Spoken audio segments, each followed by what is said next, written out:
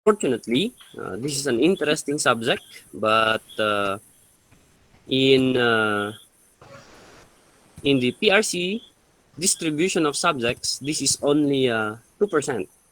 Okay, 2% lamang po ito. Hindi po sa nang didismaya, but medyo limited po ang tanong na lumalabas pagdating sa drug education because it will be evenly distributed among the remaining 4 subjects, okay? And then distributed between fundamentals and special crime. If maalala nyo, kahati na po siya ng 15%. Almost 7.5% are dedicated for these basic subjects. The reasons why 2%, tig 2% ang drugs, organized crime, fire technology, tsaka traffic management is that para ma-accommodate niya. Okay? But sabi ko nga, sometimes the syllabus becomes unreliable since yung nag-create ng ating questions ay sometimes hindi masyadong na-update. Okay? And that is why some of the common questions you're going to encounter about this particular subject will be on the 3 types of drugs according to its effects. Okay? The 3 types of drugs according to its effects. Basically, that is your depressants, stimulants, and hallucinogens. However, if you're going to look at the syllabus or the syllabi that is given, malawak po ang coverage ng drug education. So sabi dito, sa unang present is to know the relevance or importance of drug education. So dapat ma-appreciate natin gaano ba ka-importante, okay, na magkaroon tayo ng education about drugs. Yan, the ill effects of drugs, the laws. Basically, we have 2 laws, di ba?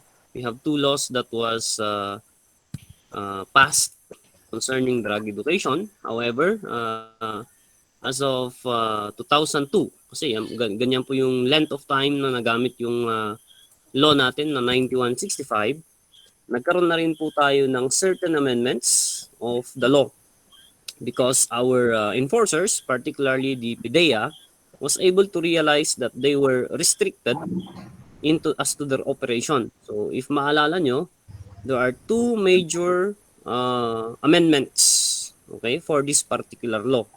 More importantly, on plea bargaining, maalala po ba yung plea bargaining for particularly for marijuana and shabu for possession. Okay, and the other one is under Section 21 of Republic Act 9165 kung saan the inventory and photographing of evidence is not already required at the crime scene, but okay, it may be allowed at the police station. So yan po yung 2 major change natin or amendment natin sa batas. So kailangan nating malaman. Siyempre, bago natin malaman yung amendment, alamin natin yung batas mismo. Okay? The methodology on how we rehabilitate. So, part of this subject also is to profile. Okay? Profile natin sino yung mga usual drug users natin. Mga ganyan. Yan. So, for particularly for this particular session, this Wednesday, we are targeting these particular topics. Okay? The nature of drugs. These are primary topics that we need to cover. Ito yung basic knowledge. Okay? Maalala niyo yung word ulit na knowledge natin. So, forms, categories, dosage, yan, lahat yan i-cover natin. And then, the general drug classification, even the history or personalities in drugs. Kasi minsan sa board exam po, tatanungin yung sino yung nag-discover ng drug na ito. Yan. Out of the blue, may mga tanong pong lumalabas na ganyan. So, syempre, yung general drug classification, yan yung tatlo na alam natin.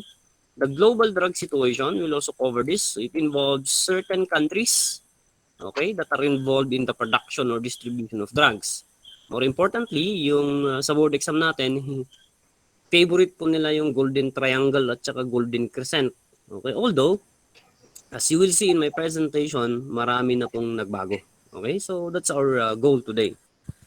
Siyempre, if we still have time after the preliminary topics, uunahin po natin i-discuss ang depressants. I am hoping that up to 10:30, matapos po natin ng depressants. Para sa Friday, which is our second session, we will cover stimulants, hallucinogens, the law, and the assessment or evaluation questions. So ito po yung distribution ng discussion natin ngayon.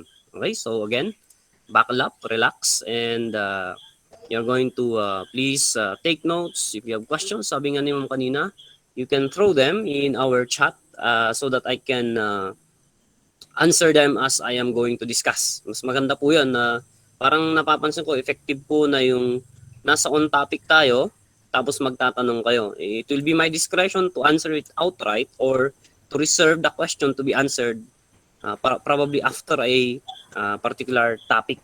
Okay, so feel free to comment. Wag po kayong mahiya or matakot na mag-comment sa chat box natin kasi sumasabay po yung chat box natin sa ating discussion so that I can clarify or I can improve our discussion if you have more information or more knowledge that you would want to include. And again, reminder, kindly mute po yung audio ninyo para hindi po Mr. Solis. Yan. Paki-check po yung audio nyo para i-mute ninyo. Na-mute Okay, na, sir. Okay na. so let's start. Yan, okay na. So, syempre, the first task is for us to define several terminologies. And the first important terminology is in defining what is a drug or what are drugs. In normal parlance, yung layman's term na tinatawag natin, basta illegal, drugs. Di ba? Parang if you hear of the word drugs, it's as if it's something that is bad, something that is illegal. Okay? Ito po yung warning ko sa inyo. As criminologists, we have to be more cautious. Okay? And we have to be more open when we define drugs. Okay? When we define drugs, it's not automatically that drugs are illegal. Okay? Yan po yung misconception. Okay? Ng karamihan ng mga ordinaryong tao na they always associate drugs with marijuana, with shabu. Tama po ba? With ecstasy, yung mga ganyan. They always associate drugs to that of a negative term. But if you look at the definition, pag makikita nyo dyan, it's very neutral definition po. Okay? It's neutral definition. Look at this. It is a chemical substance or chemical substances that is used in medicine or in making medicine. So, basically, drugs are medicines or used to make medicines. Okay, what makes it somewhat dangerous or yung misnomer na nagiging pangit is ito sa second definition is it has an effect on our body and our mind and has a potential for abuse. So itong second ito after the comma, this is what makes people misinterpret what really the definition of drug is. Okay? So ito, usually, may effect po ang drugs sa ating katawan. Any drug taken, okay, inside our body will definitely have an effect. It's either a therapeutic effect, therapeutic meaning nakakagamot, maybe it is a toxic effect, okay, or maybe it even cause damage to your internal organs or even death. Yan po yung what makes drugs dangerous, okay? And of course, more importantly, the word, it has a potential for abuse.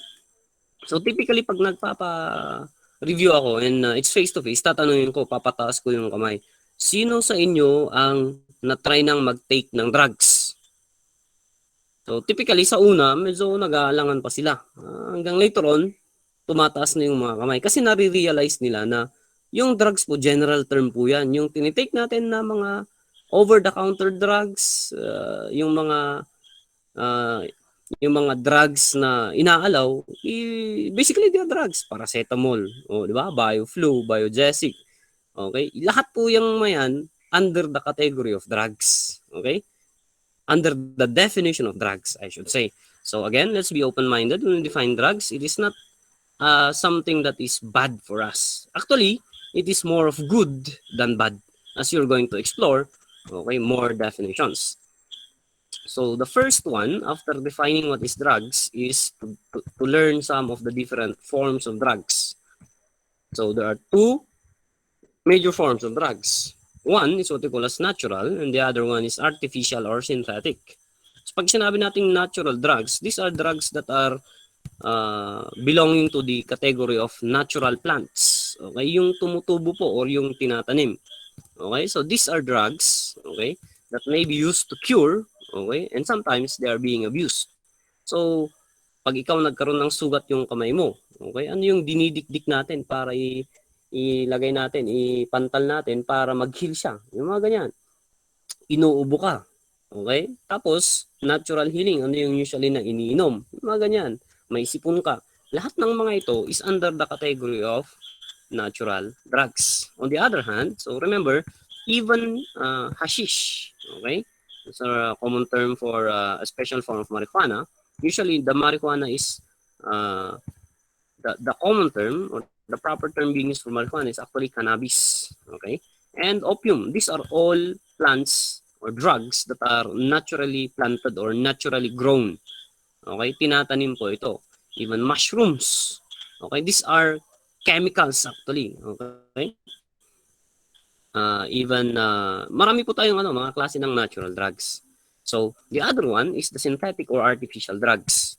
Basically, you'll encounter the word, these are drugs that are manufactured or created or produced in clandestine laboratories. So, when you say clandestine laboratories, these are laboratories that have the ability, that have the capacity to synthesize, okay, to synthesize or to process drugs. Just like an opium, if you're going to synthesize or process an opium, it may lead or turn into a morphine or that of a heroin. So yung opium, that is your natural drug. O, tama po ba? Now, pag ipaprocess natin yan, okay, ikakat natin or i-refine natin, isi-synthesize natin, it's a heroin, which now becomes a synthetic or an artificial drug. So basically, synthetic or artificial drugs come from natural drugs or natural plants that we call as natural drugs. However, there are also other drugs that are created right now that are not coming from natural plants, but they come from directly from the clandestine laboratory, from the laboratories. These are drugs that do not, ito yung mga drugs na hindi nanggaling sa plants talaga. Directly, nanggaling sa mga combination ng chemicals. Okay? Now, wag po kayong magugulat pag meron po kayong na-encounter na word na semi-synthetic drugs. In America, in the United States of America, in other countries, they now try to insert, okay, another form of drug which they call as semi-synthetic. Pag sinabing semi-synthetic, it's in between the natural and the artificial drugs. Meron pong ganun na ibang definitions. So, sabi nga natin, if you talk about natural drugs, ito yung normal lang na tinatanim, okay? Or it's found in the wilds. Synthetic, sabi nga natin, it's processed in a laboratory. Okay, so these are some of the explanation on the forms of drugs. Now, punta naman tayo sa categories of drugs. So these are now, topics that could be easily understood actually. Medyo madali pong maintindihan ang mga ganitong category kasi by reading the definition, you already have the idea kung ano yung dinedefine niya. Like prescriptive, over-the-counter, at prohibited. So tatlo po yung categories ng drugs natin. So by the word prescriptive drugs, ito po yung klase ng mga drugs na, okay, it is going to require prescription or authorization coming from that of a physician or a doctor. Okay, so punta ka, nagpa-check up ka, tapos anong nangyari?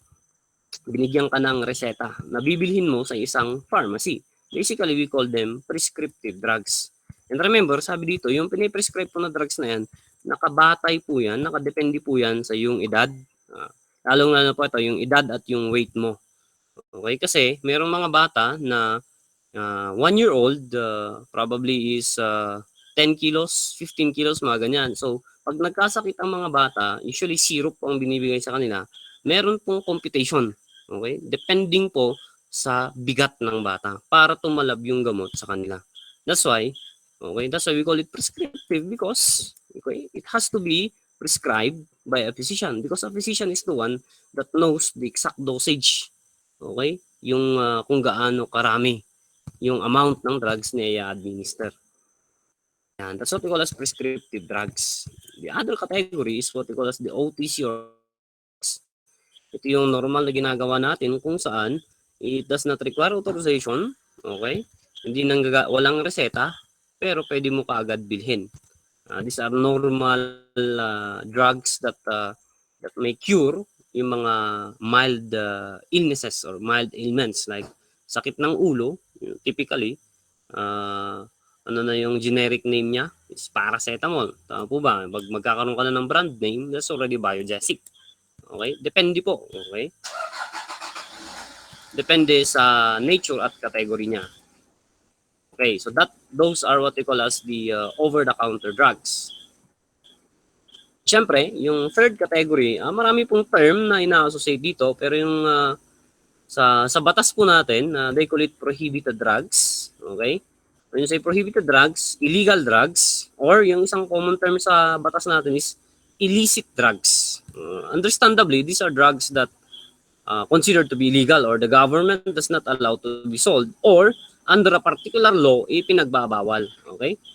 Soon, later, when I'm going to introduce the law, you will be able to understand that it's not only in 1972. Maalala niyo po ba yung 1972?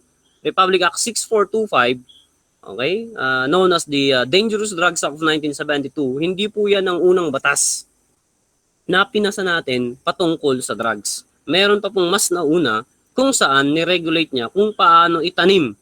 Okay? Hindi po niya ipinagbawal. Ni-regulate niya kung paano itanim ang isang marijuana. Yan, nandito po yan sa prohibited drugs. So, all drugs categorized, meron kasing merong category yan. Okay? Under the government is that pinagbabawal. So basically, yan po yung may encounter natin, okay, on the topic of types of drugs according to effects. Okay. So, meron tayong term associated doon sa over-the-counter, yung tinatawag nila na self-medication syndrome. So, what is self-medication syndrome? This is a term trying to explain na yung mga tao is ginagamot nila yung sarili nila without prescription from a physician. Yun yung common na natin. Instead of going to a physician, what do? We ask other people who has the same experience with us, or we ask people who have more knowledge, okay, on certain drugs. But they are not, you remember, they are not what they call as physicians. Okay? So medyo po, i-iko muna yung audio natin.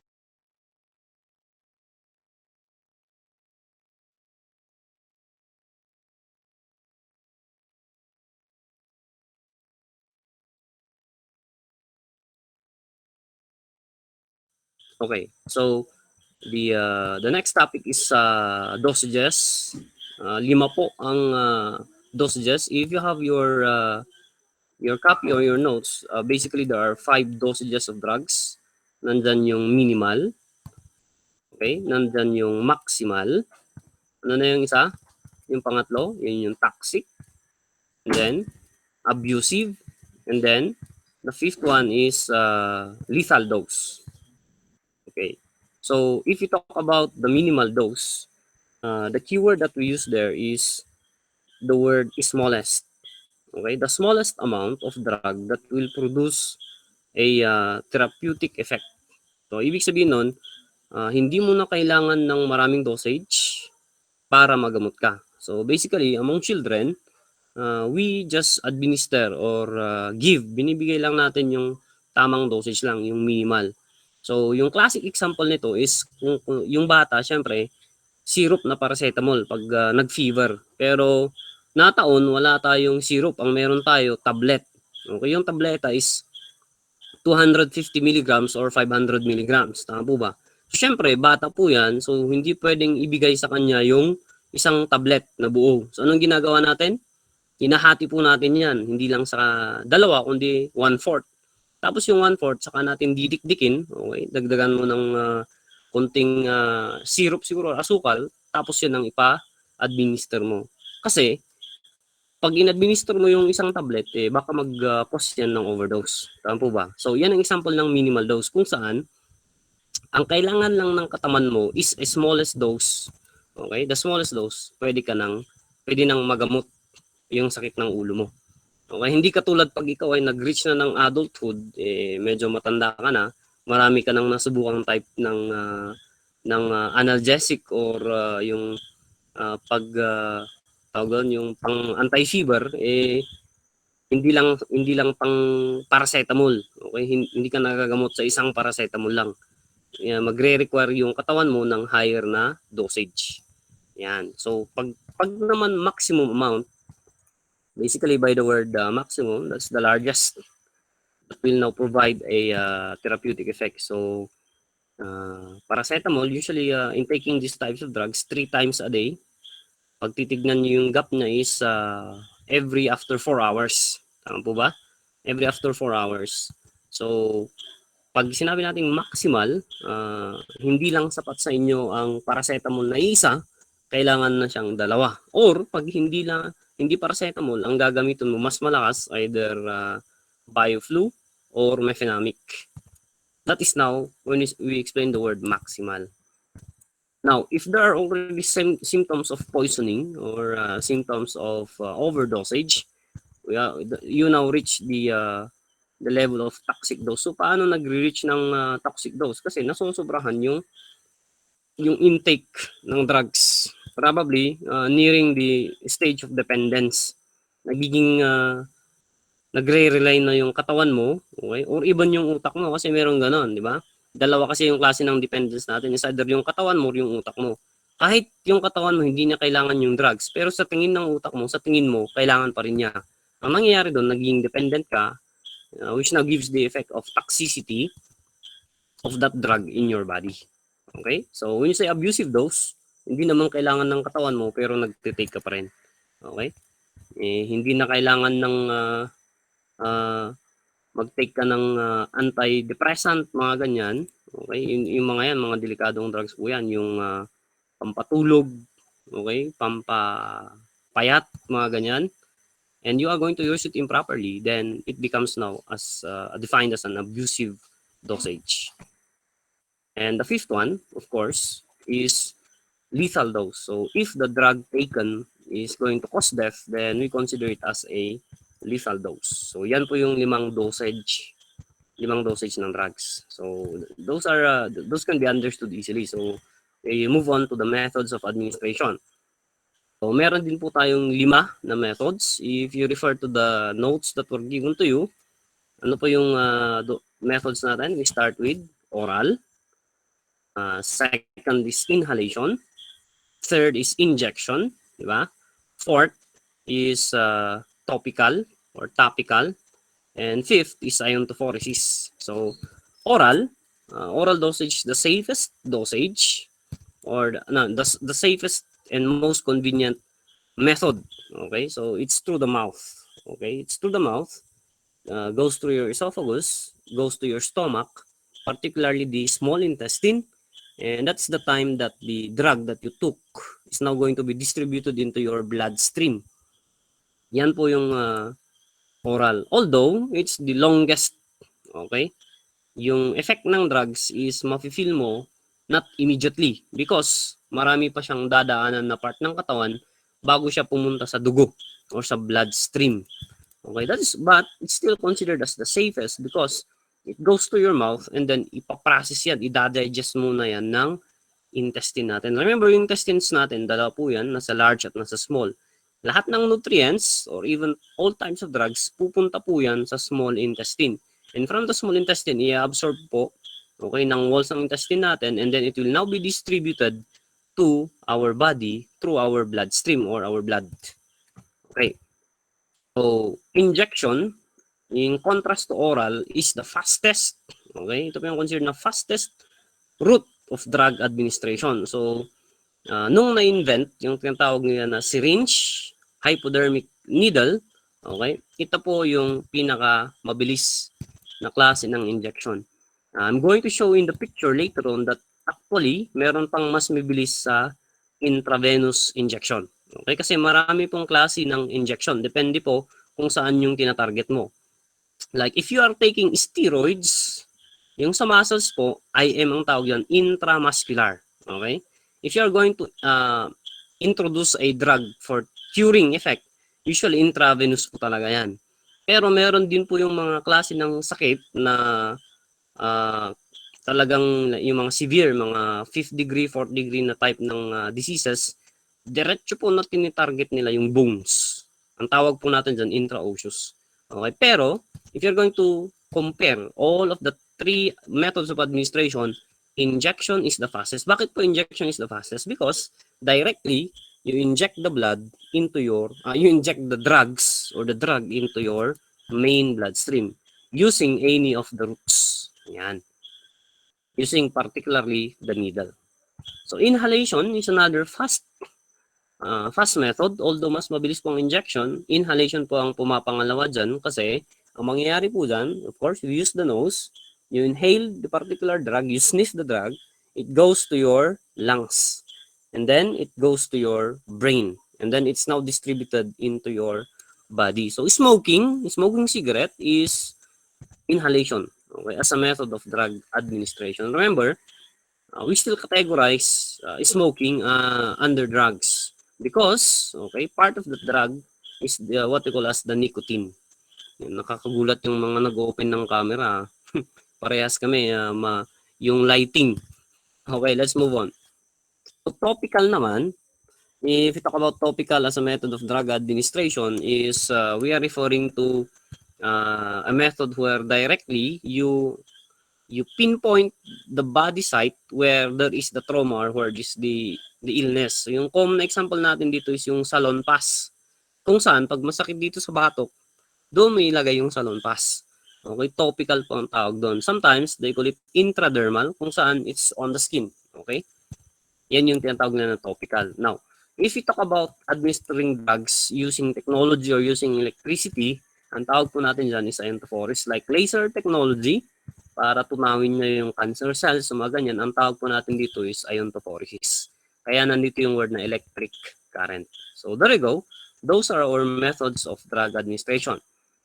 Ingestion is the other term for oral. Okay?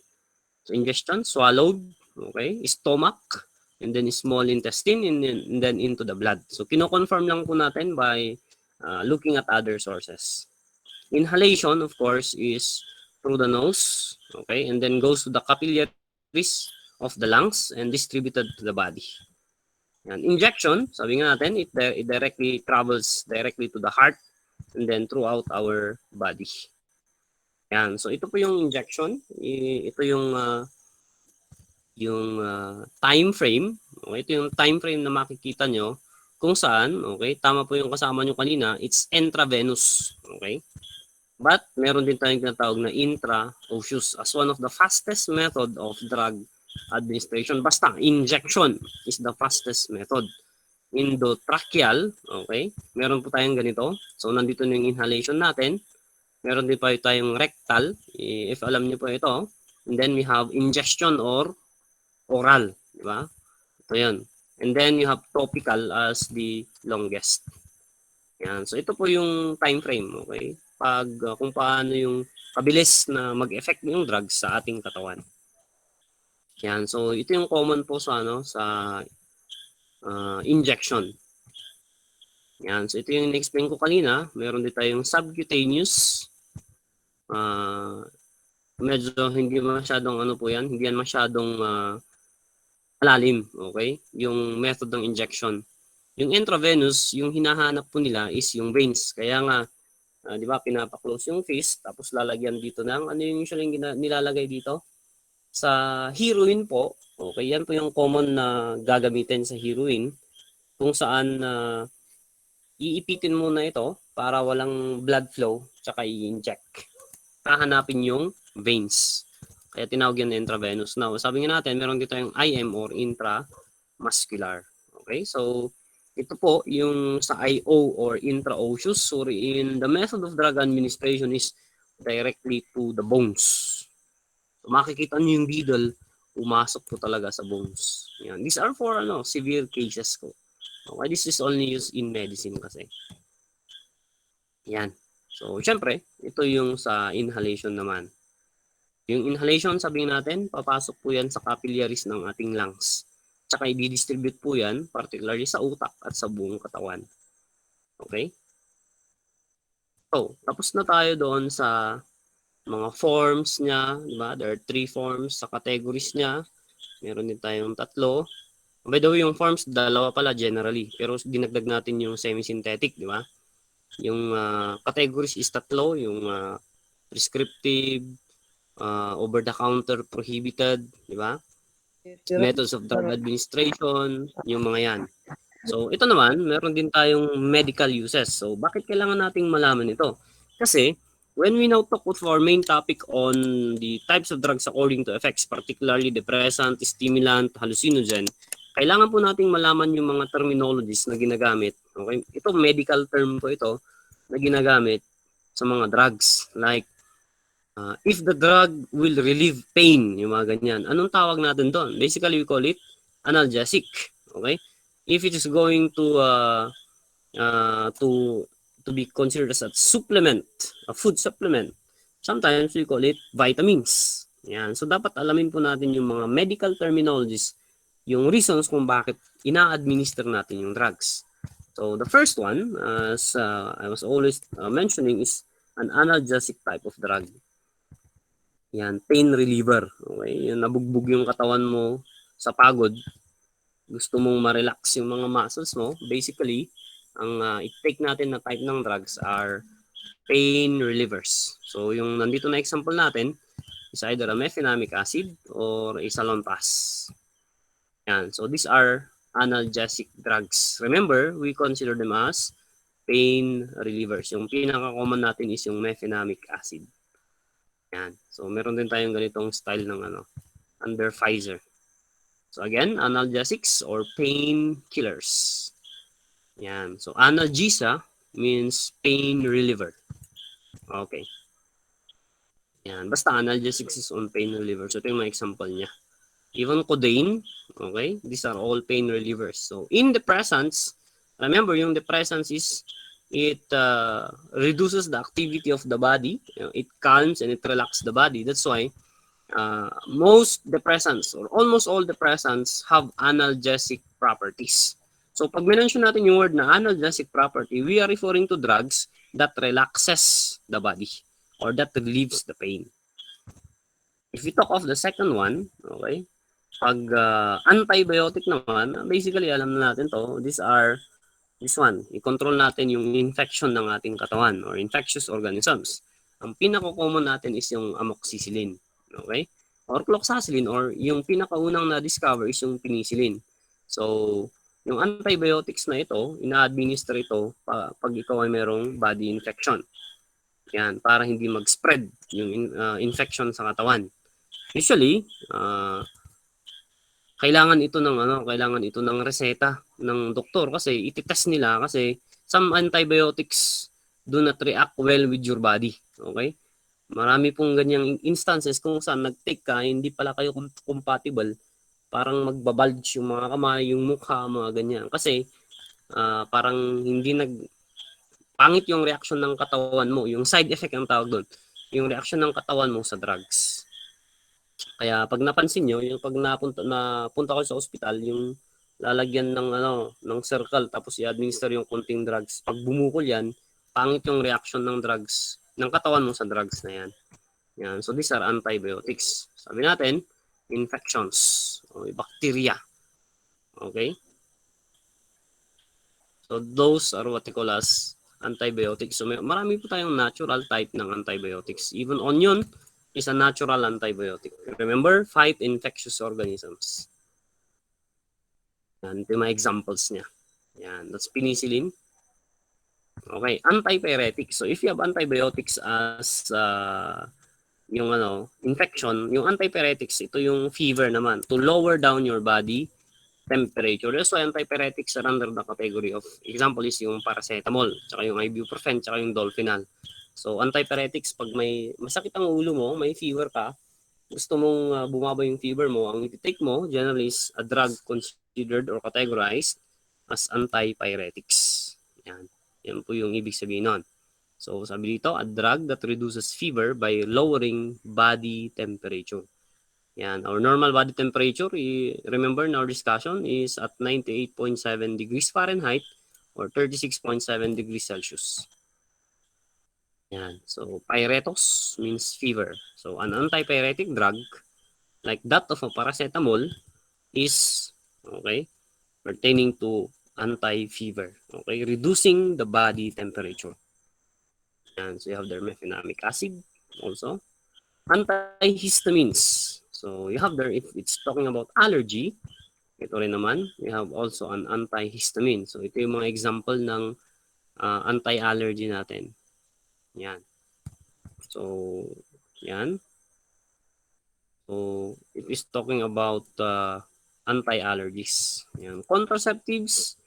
So, if we now go to the fifth one, if you say contraceptive, nandito yung word na preventing the meeting of the egg cell and the sperm cell. Okay, in order not to ovulate the egg cell. So, marami po tayong mga contraceptives. Okay? Contraceptive na drugs ha. Huwag niyong i-include dito yung condom. Kasi condom is not drug. Okay? Contraceptive drugs are those taken by women and even men. Okay? In order for them to control, okay, the the production of the egg cell, okay, in their body. Yan. Meron po tayong injection type. Meron din po tayong pills. Yun yung pinaka-common na ginagamit na ano. Ito, meron din ganito. Parang salon pa siya. Okay, nilalagay po sa katawan ng babae in order not to ano. Pero din yung ano, yung inserted sa ano, depende po. O even IUD, kasama po 'yan. Yan, ito po is ano, para sa mga babae. Meron din palang ganitong style. So pag sa mga lalaki may condom, sa babae meron din. Okay, pinapasok po 'yan sa loob. We call it the vaginal ring. Okay, so that's for contraceptives. I'm aware that alam po natin 'yan. So, decongestants, ito po yung pang-anim na no, medical use ng drugs is of course sa nose naman ito, nasal passages. Usually yung common na ginagamit natin is Vicks, okay? Or itong types ng drugs. So, basta decongestant is dito sa sa nose natin. It blocks, okay? It prevents or relieve the congestion of the nasal passages. So, ito yung mga example. Okay, we call it nasal decongestants. Yan, ito yung Vicks. Or yung inhaler. Ito yung common na meron tayo na available. Yan, we call it under the category of decongestants. Remember, these are medical uses of drugs. Expectorants naman, okay, if expectorants, ito naman sa ano, throat, sa phlegm naman. Okay, expulsion of mucus and phlegm from the lungs and the throat. So yung common is Solmux po, okay, or Robitussin or Salbutamol. Yan, we call it expectorants. Yan, marami po tayong natural expectorant drugs. Even raw honey is an expectorant. Yan. Ito yung ano, yung ginagawa natin ng kabataan natin, steaming, okay? Probably may ano yan, may guava leaves. Okay? Sometimes yun ang common na ginagamit. Yan. So Solmux, ito yung common na ginagamit natin na expectorants. Okay. Laxatives naman. If you talk about laxatives, it controls the defecation and bowel movement. Commonly, anti-LBM, diba? Loose bowel movement. Ang pinaka-common, Diatabs. Okay? Bisacodil po ang ano, generic name yan. Brand name lang po yung Diatabs. So, marami din po tayong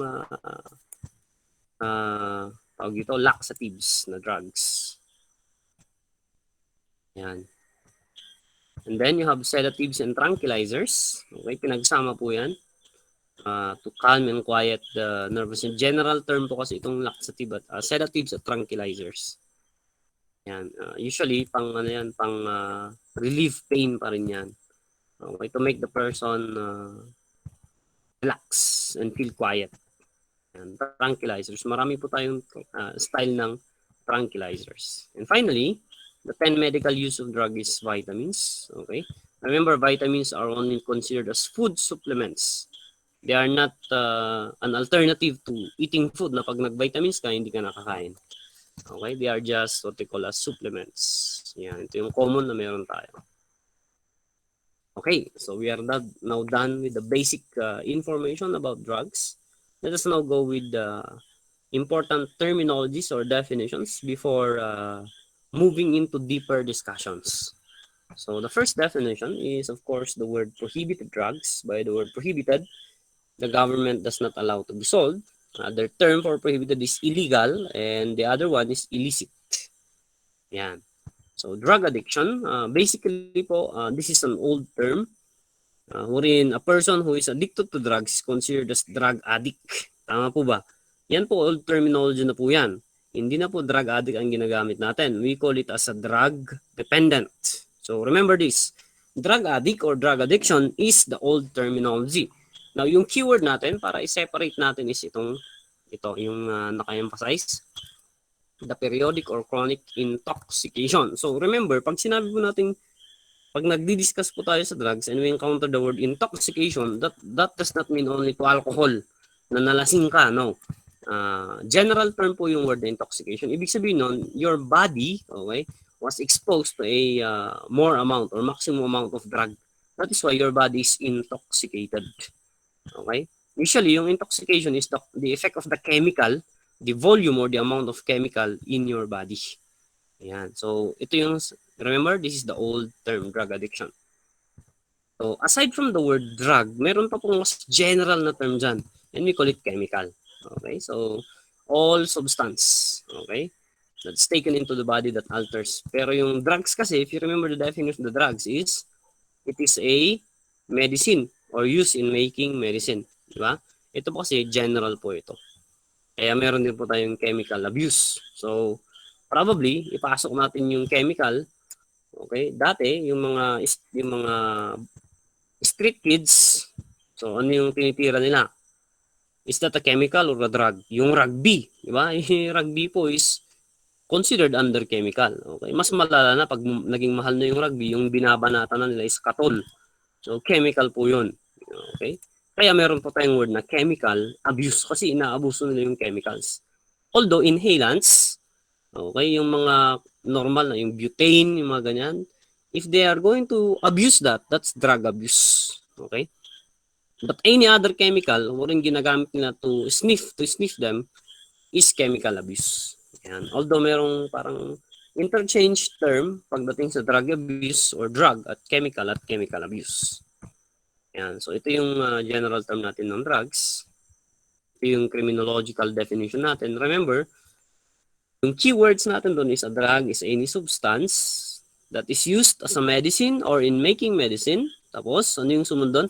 It has, okay, an effect in our body and our mind. So, physical at saka psychological. And it has a potential for abuse. So, yung tatlo po na yun, yan po huwag niyong kakalimutan in defining drugs. Ano yun? Una, it affects our body and our mind, physical and psychological.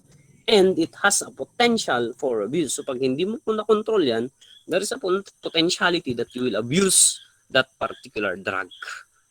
Yan. So, again, ito na po yung proper term na pinalit natin to explain. Okay? From drug addiction, we now use a generally and more accepted term which we call as drug addiction. Okay? So, sabi dito, nandun yung word na psychic. Basically, that's psychological at saka physical. Okay? So, sa World Health Organization, ito po yung term na create nila, periodic. Ano yung ibig sabihin ng periodic? Palagian, okay? Palagian na ginagamit, continuous, tuloy-tuloy, at saka repeated, paulit-ulit. Administration of a drug. So dati-dati, sa drug addiction, we use the word psychic or chronic. Tama po ba? That's the keyword that we use for drug addiction. At sabi nga natin, that's the old term already. We now introduce the new term which is drug dependence. And drug dependence now means it is periodic, it is continuous, and it is repeated.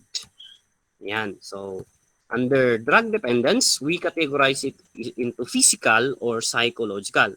So, very simple po ang explanation niya. When say physical dependence, simply, your body needs it.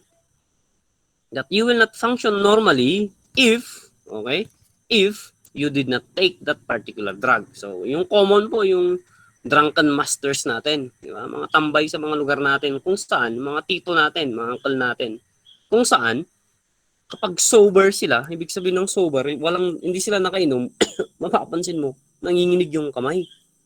Hindi makapagtrabaho ng maayos. Tama po ba? Pero pag uminom na yan, naku, magaling ng kumanta, nag-i-English na, yung mga ganyan. Basically, we call it physical dependence kasi hindi sila makapagtrabaho ng maayos. Okay? Nanginginig yung katawan, nanghihina yung katawan kapag wala yung drugs sa kanilang sistema.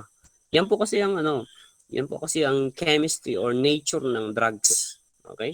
It is affecting your body functioning. Pag physical po yan. Pag psychological, of course, it's already your state of mind. Okay? Sometimes, psychological dependence is worse, okay? Is worse than physical dependence, because psychological dependence talks about your mentality, talks about your mind, even to the point that kahit hindi kailangan ng katawan mo yung drugs, sa tingin mo kailangan mo. Okay? It's now more on your emotions in your personality needs. Na sa tingin mo, okay, hindi kompleto yung araw mo, o mababa yung self-confidence mo kapag hindi ka nakatake ng drugs. So, yung tanong ko, anong category ng drug dependence yung ganito? Trinay mong stop manigarilyo. Pagkatapos nun, for 2 weeks, talagang hindi ka nanigarilyo. Ngayon, nung hindi ka na nanigarilyo, ang nangyayari is mainit yung ulo mo. Okay? Madali kang magalit. Okay? Konting pagkakamali lang ng kasama mo, pinupuna mo kaagad. Irritable ka. Tapos, suddenly, nung naglakad ka sa store, nakita mo yung mga kabarkada mo, okay? Tatlo sila, okay? Nag-yosi, nag-share sila ng yosi. Pagkatapos, parang bigla kang nanlaway. Sabi mo, nako, hindi ko to kaya. Kahit isang stick lang. So, pumunta ka sa kanila, okay? Tapos, humingi ka ng isang stick or nakishare ka, tapos nakisigarilyo ka na rin. So, 4 na kayong naninigarilyo. Now, ang tanong po natin, ano pong klaseng dependence yun? Drug dependence. Is it physical or is it psychological? Yan. Hindi po pwedeng pagsamahin yung physical at psychological. Okay. So, the best answer po natin doon is it's a combination. Okay. My aim there for giving that example is sometimes nagsasama po ang physical dependence at psychological dependence. Okay? Psychological dependence. Kasi automatic po yan. It's not only your body that needs it, but your mind that needs it. Pero pag gusto nyo i-separate talaga yung pagkakaiba ng physical at psychological, yung physical is strictly like dahil palagi kang naninigarilyo or nagiinom, madali kang mapagod. Okay? So, umakyat ka ng mountain climbing kayo, madali kang mapagod. So, ibig sabihin nun, nung nag-hit ka ng sigarilyo, okay, nalagyan ng nicotine yung katawan mo, anong nangyari? Ganado ka na ulit. That is basically physical dependence because your body needs it. Okay? Yung mindset naman, yung psychological is sa utak yan. Sa tingin mo, hindi magiging kompleto ang araw mo, hindi magiging normal yung trabaho mo pag wala kang tinake na alcohol, wala kang tinake na drugs. That is psychological. Okay? So again, remember, when you say drug dependence or drug dependent, so hindi na po drug addict ang term natin kasi parang ano daw, negative daw yun. Natawagin natin silang drug addicts. Ang proper term that we use is drug dependents. Okay? That's now the new term that we use. Okay, so meron po tayong susunod na term na dapat nating malaman, yung word na treatment at saka rehabilitation. Okay, these are two terms that sometimes they can be used interchangeably. But if you look closely and analyze each of their definition, meron pong key difference among the two. Okay? Pag treatment kasi, ang common na understanding natin sa treatment is gagamutin ka talaga. Okay? So what are the common mode of treating drug dependence? Sa tingin nyo, ano po yung common na ginagawa nila for treating drug dependence? Have you encountered yung examples nila na pag addicted ka sa heroin, bibigyan ka ng morphine para hindi ka na addicted sa heroin. Tapos yung morphine, bibigyan ka ng opium. Tapos yung opium, bibigyan ka ng codeine. Di ba? Okay. Yung ginagamit na term po doon is hindi rehabilitation. Treatment po yun. Okay? Ang tawag po kasi doon, okay? Pag sinabi po kasi yung treatment, it's more, okay? It's more of the drug. Okay? Or the removal of the drug into your body. Kaya meron silang tinatawag na flashing. Okay? Pero hindi po flashing ang proper term. Okay? Meron po silang term na ginagamit. Isusulat ko po sa group chat natin. I believe na encounter nyo po ito. Detoxification. Are you aware of detoxification? It is a method wherein they're going to flush out the drug into your body by introducing a lesser type of drug that is non-addictive. Okay? Non-addictive. So, yung common po na example, sabi lang, kapag gusto mong ihinto na manigarilyo, ang gawin mo, huwag mong i-stop ka agad. It's either, pag nakaka-consume ka ng 5 sticks ng cigarette sa isang araw, try mong gawing 4, try mong gawing 3, try mong gawing 2. Ang tawag po dyan, treatment po. Okay, treatment. Tapos, yung iba pang alternative is, instead na manigarilyo ka, magnguya ka na lang ng gums. Or, ano yung isa? Yung electric na cigarette. Tama po ba? Or yung nauuso ngayon, yung vape. Di ba? Pero yung vape kasi, okay, meron kasi mga experiments na, yung vape daw, meron pa rin siyang chemical content. Although lesser po. Lesser po yung amount ng nicotine. Sometimes meron pang nicotine-free na vape. Okay? Ang ginagamot po nun dito po, mental. You still smoke cigarette, but it is non-addictive because there is limited or no nicotine in that particular cigarette. Okay? Ang tawag po dyan, nicotine. We call it therapy. Okay? We call it therapy kung saan treatment. Okay? Nandito po yung term natin. Okay? Tignan natin yung example niya. Yung treatment kasi, yun ang mauna. Actually, yun ang mauna. Like yung mga artista natin na mga nagiging drug addicts, hindi pala drug addict, naging drug dependent. Ang una kasi, ifa-flash nila, yung aalisin nila yung drug sa katawan mo kung saan ka addicted. Now, pagkatapos na nilang natanggal yung yung drugs, ang susunod na po dyan is rehab or rehabilitation. In the rehabilitation process, it is now more on psychological. Okay? Kaya pag nakaka-encounter kayo ng groups, okay, meron pa yung rehab groups kung saan yung mga kapwa drug addicts, okay, yung mga kapwa alcoholics, meron po tayong AA, Alcoholics Anonymous, magmimit po sila, meron silang mediator, tama po ba? Meron silang mediator, tapos mag-share sila ng kanilang experience nung naging drug addict sila, nung naging alcoholic sila. And they support each other in order to cope up or to recover with that particular drug dependence. Ang tawag po natin doon, nasa stage na po sila ng rehabilitation. Nagets na po ba yung difference? Treatment typically comes first and it involves drugs or reduction or removal of drugs. Rehabilitation, on the other hand, focuses on the mentality or the mental health of the drug dependent.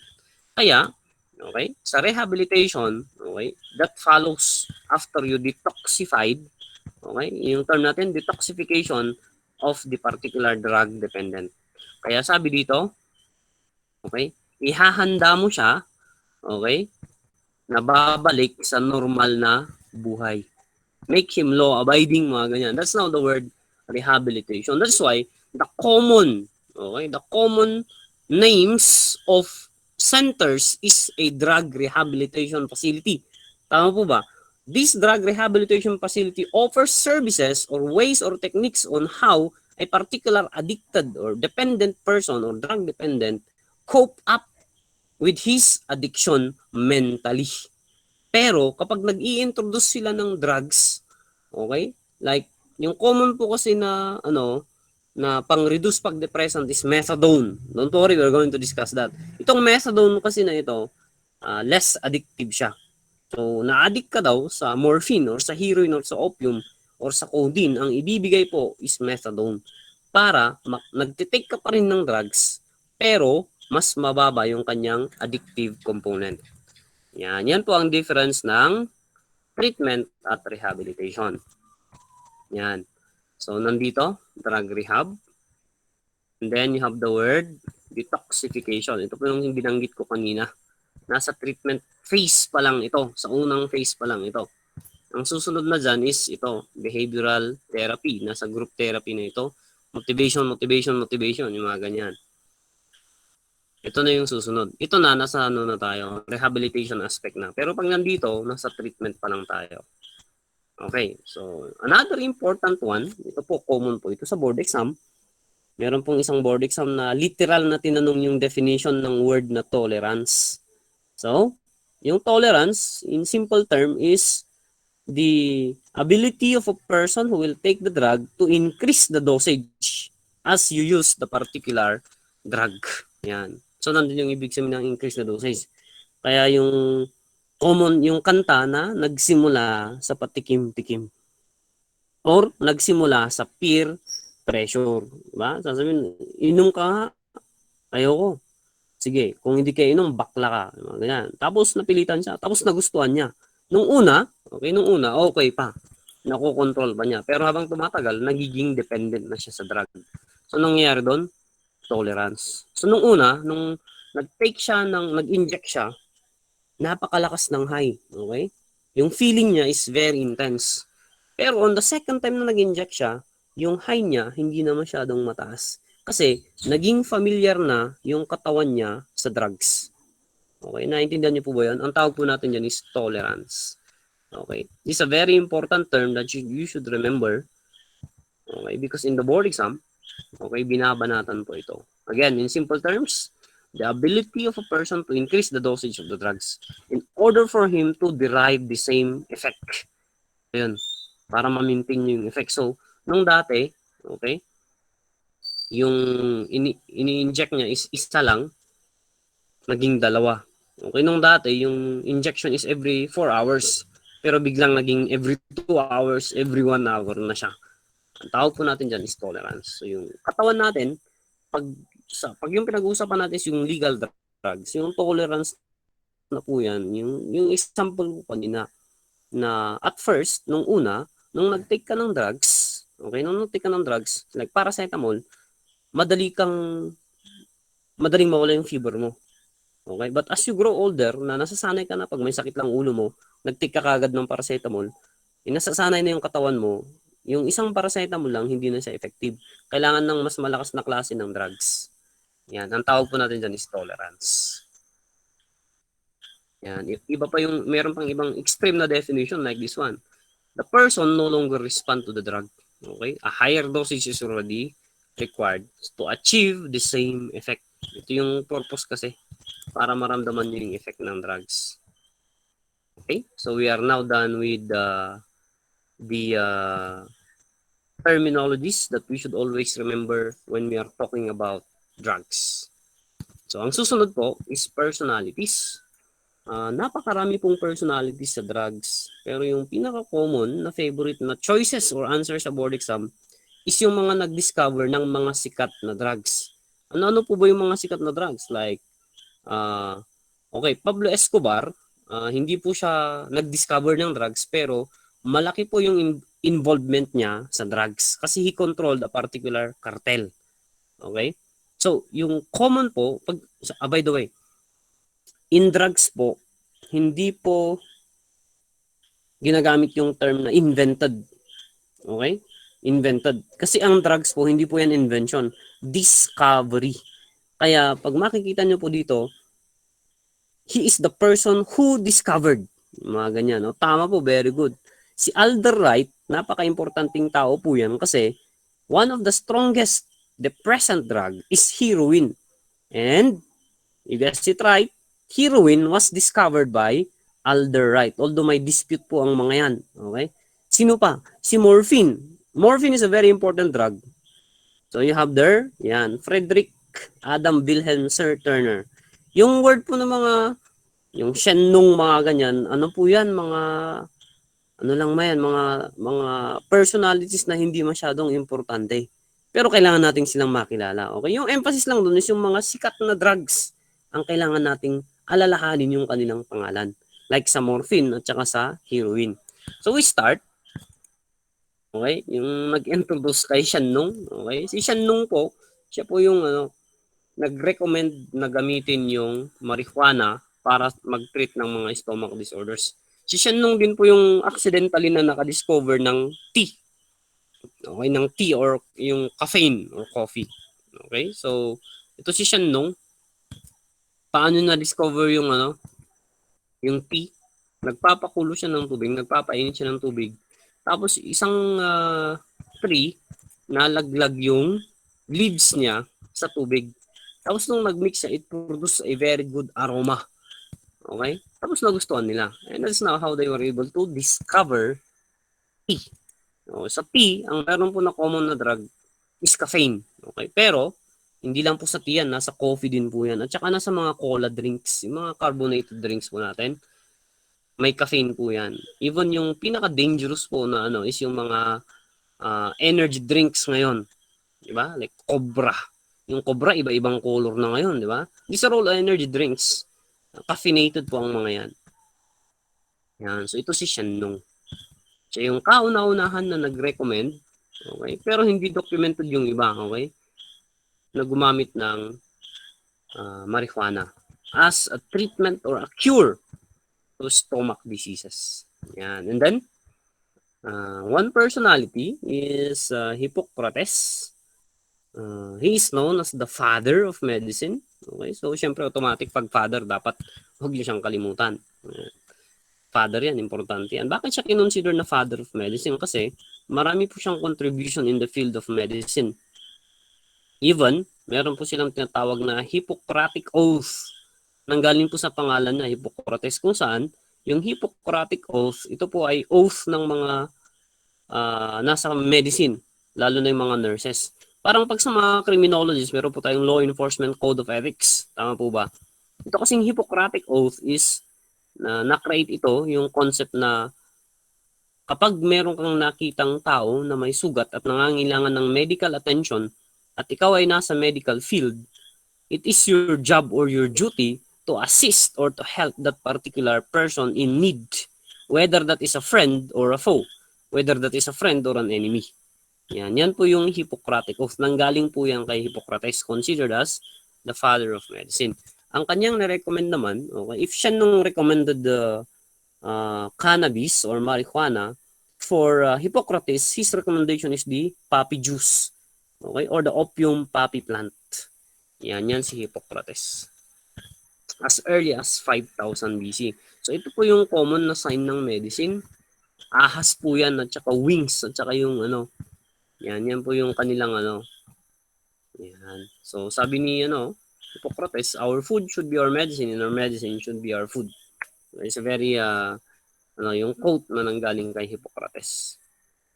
Yan, he is considered as the father of medicine. And he created and established what we call as the Hippocratic Oath. So kapag nanood po kayo nito, maalala niyo po ba ito, yung Three Idiots? Yung tatay niya, diba? Maalala niyo yung scooter pinasok sa ospital? Kasi yung babae, ano ba yung pangalan nun? Iya ba yun? Yung babae, she's a nurse. Diba? Yung tatay nung kaibigan niya, ito ano ng pangalan? Nakalimutan ko na yung pangalan niya. Yan. Pinakita dito, yung Hippocratic Oath. Okay. Next personality, yan si Rancho pala. Rancho das Chamaldas Chanchad, di ba? Yung next personality is Paracelsus. Ito na naman yung isang error sa ating subject na drugs. Paracelsus yung nakalagay. But actually, if you research more, it's not Paracelsus, it's Paracelsus. So, yung evolution na ng drugs, dati pure yung mga drugs, pero tinatry nilang i-mix sa iba pang mga drugs. Okay? So, ito is tincture. Kapag sinabi kasing tincture is extract. So, merong natural drug na opium, tapos i-refine mo, i-extract mo lang yung gusto mong makuha. Ang tawag po dyan is you refine the drugs. Okay? So, si Paracelsus, ang in-introduce lang naman niya is laudanum. Okay? Laudanum is a purified opium. Parang concentrated opium. Kasi yung opium, ano po yun? Yung pad po yun. Okay? It's a pad. Tapos i-extract mo siya. I-extract mo lang yung nandun na analgesic property niya. Yan. So, this is Paracelsus. Yan.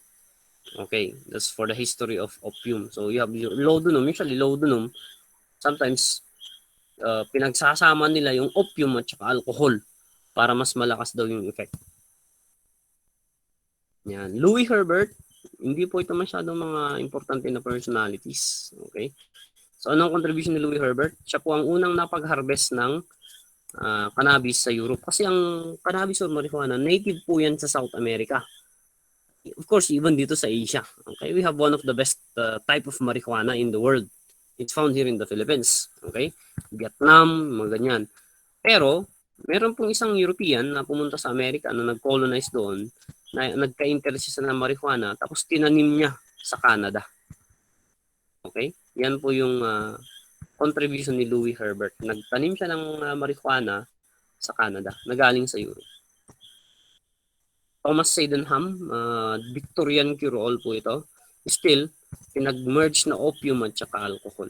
He called it Victorian cure-all. Yan, ito po siya. Yan, that's Thomas Sydenham. Sometimes, Thomas Sydenham is considered as the English Hippocrates. Hippocrates, ang tagal po nun, 5000 BC. Kaya tinawag siyang father of medicine. John Rolfe, si John Rolfe is from England, di ba? Pumunta siya sa Amerika. If you know the story of Pocahontas, Princess Pocahontas, ito po yung ano dyan. Ang sa kanya naman is tobacco. Okay, for John Rolfe. So, ito yung story niya. Na, syempre, when we were colonized by the Spaniards, inintroduce po ito sa atin. Kaya napakalawak po ng plantasyon natin ng tobacco during the time of the Spanish. Tarlac po, even parts of Isiha, mga ganyan, Isabela, mga ganyan, meron pa rin pong mga areas na nagpuproduce ng tobacco.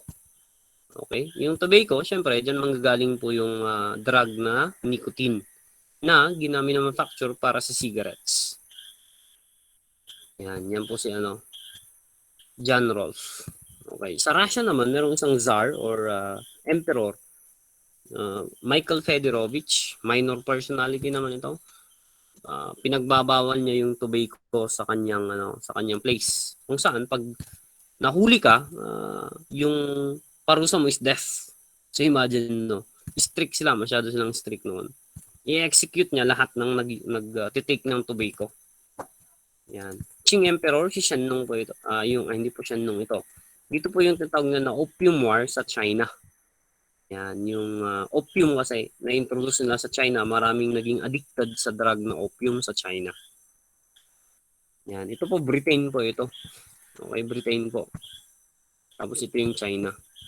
Dami pong naging addict sa opium noon sa China. Okay, another personality is Thomas Dover. Diaphoretic powder naman yung kanyang inintroduce. Okay, sometimes known as Dover's powder.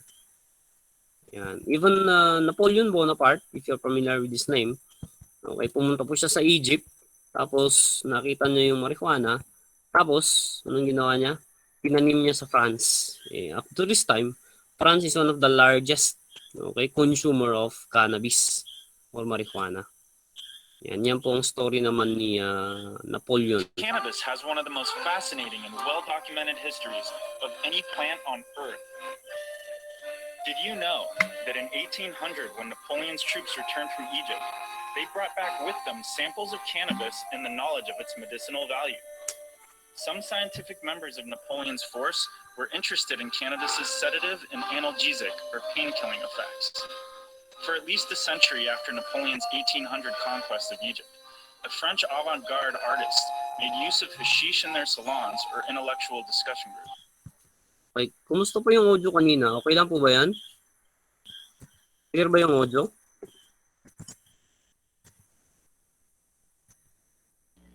Yes, sir. Okay, sige. Kasi meron pa tayong mga videos later. So that's for cannabis for Napoleon Bonaparte. Kasi si Napoleon, pumunta siya doon sa Egypt, nakita na yung marijuana, kinuha niya, pinag-experimentan nila. Okay? So, ito yung importante na personality. Okay? Siya po ang tao na nag-discover ng morphine. Okay? Siya po si Frederick Sir Turner. Ito yung kanyang kompletong pangalan. Frederick Adam Wilhelm Sir Turner. Okay, morphine. So, saan niya in-extract yung morphine? Sa drug na opium.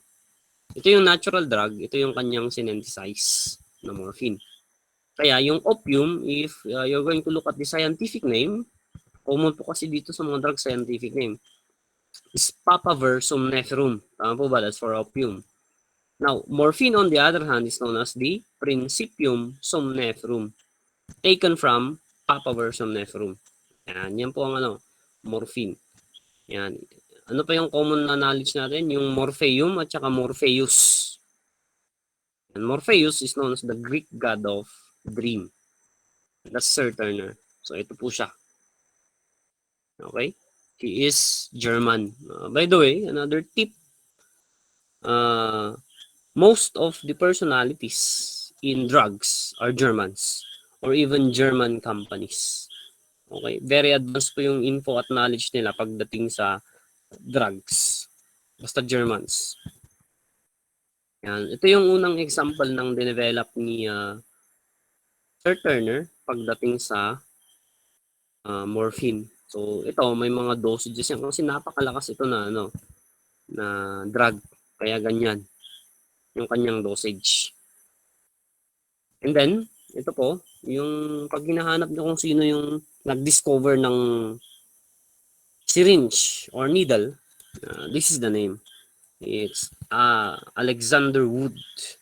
Alexander Wood, siya yung nag-introduce ng needle. So dahil sa kanya, yung method ng administration ng drug napabilis, di ba? From oral, naging injection na siya. So that's Alexander Wood. So ito yung picture niya. Ito yung pinakaunang syringe na nagamit. Okay, siya yung nag-discover nito. Kung makikita nyo, ganyan po yung setup niya. Okay, so that's for Alexander Wood, hypodermic needle. Okay, meron din isang drug, we call it the barbiturate acid or barbituric acid. Ang nag-discover po niyan is si Adolf Bayer. We will discuss this on the different types of drugs. Okay? Adolf von Bayer. Ito, German din po ito. Yan, this Adolf Bayer. Yan. Siya yung nag-discover niyan. Barbiturates as a form of depressants. Yan. So ito yung kanyang pangalan, no? Adolf Bayer. Okay? Another important personality, nabanggit naman ng mga kasama nyo kanina, is Alder Wright. So, wag niyo pong kakalimutan yung mga key personalities natin, ano? So, kasama po dyan si Sir Turner at saka si Wright. Sila po kasi yung common na na-encounter ko pagdating sa board exam natin. Yung mga ganitong personality. So, if Sir Turner discovered morphine, Alder Wright was the one who discovered heroin. Diba? So, yung opium, papaver somniferum. Yung morphine, principium somniferum. Ito namang heroin, diacetylmorphine. Ibig sabihin po nun, nanggaling po yung heroin sa morphine. So itong tatlong ito, opium, morphine, heroin, magkakasama po ito. All of these three drugs are under depressant drugs. Yan. So ito po si Alder Wright. Okay? Marami ang nag-dispute. Okay? Maraming nag-dispute na hindi lang siya. Merong iba like ito at saka si Hoffman. Pero ang talagang pinaka discover talaga is Alder Wright. Okay? Yan po ang contribution niya. Okay, so other personalities, you have also here Hoffman, yung pinakasikat natin na hallucinogenic drug or psychedelic is the LSD, lysergic acid diethylamide. Okay? Yan po si Albert Hoffman. Ito po siya. Yan. Yung LSD, may explain din natin yan sa specific topics natin. Okay, yung Don Chepe, pag nabanggit kanina si Pablo Escobar, okay, mababanggit din natin itong si Don Chepe or the chess player. Okay, we call him Gilberto or Gilberto Rodriguez Orajuela. Sikat po ito kasi siya yung founder, isa sa mga founder ng CLE cartel. Si Pablo Escobar po, Medellin cartel. Sa spelling na po yun, Medellin, okay?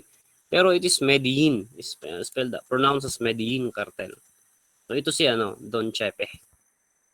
It's one of the personalities. Henry Dressen, isa rin ito sa mga recognized na nag-discover ng morphine. Okay? Nag-discover ng heroin galing sa morphine. So heroin din ito. Pero remember, yung pinaka-recognized, pinaka-tinatanggap is si Alder Wright. Walter Raleigh introduced smoking of tobacco. Ito siya. Otto Eslib is Demerol. We will discover them one by one sa distribution ng drugs. So don't worry. Okay, so if cocaine naman, so ito yung mga importante, morphine, heroin, yan po kasi yung common sa board exam natin, opium. So meron din tayong cocaine. Ito po yung pangalan niya, Albert Nieman. Okay, Albert Nieman is the one who discovered cocaine.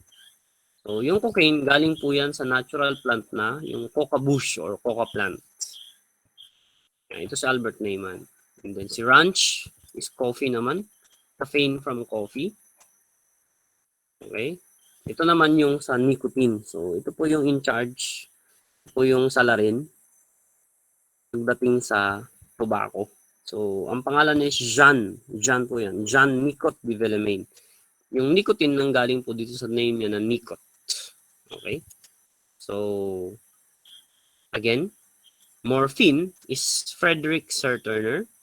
Heroin is Alder Wright. Cocaine is Albert Niemann.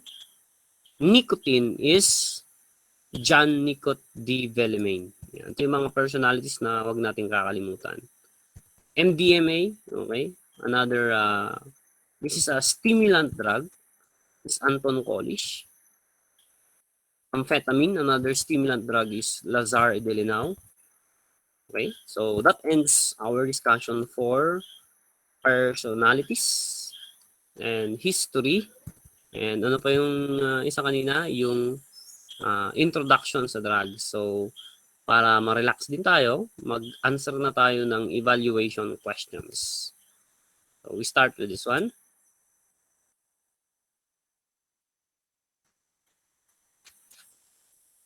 Ito po yung kanyang statement. So, hanapin po natin yung keyword natin.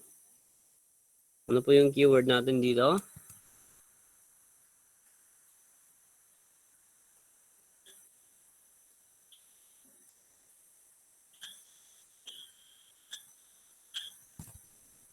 Okay, yung keyword po natin dyan is suppress. Tama po ba? Ayan.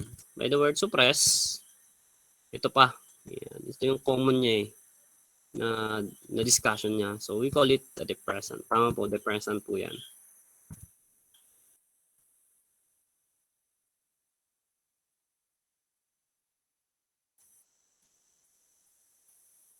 Okay, good.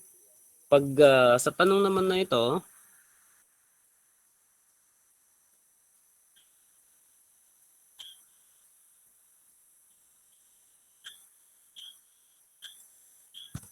okay, tama po.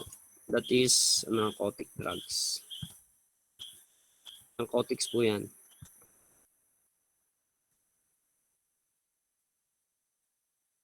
Okay, how about this one?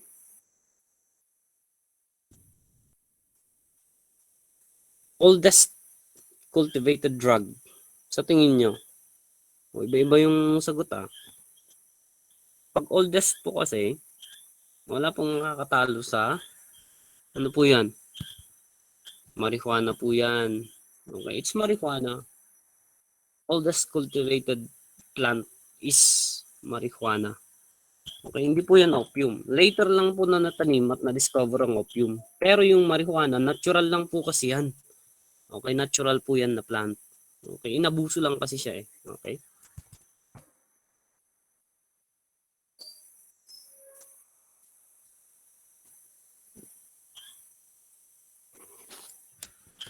Okay, by the word opium, that is opium. Basically, that's your poppy juice. Okay. So, nabanggit natin yung narcotics. Remember, yung narcotics is under depressant. So, pag sinabi natin depressant, depresses or suppresses. Okay? Yung narcoticos, yan, very good. Sleep or stupor. Yan po yung term na ginamit dyan. Sleep or stupor.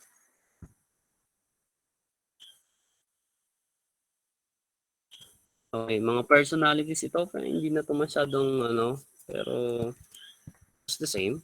Siya po yung yung sa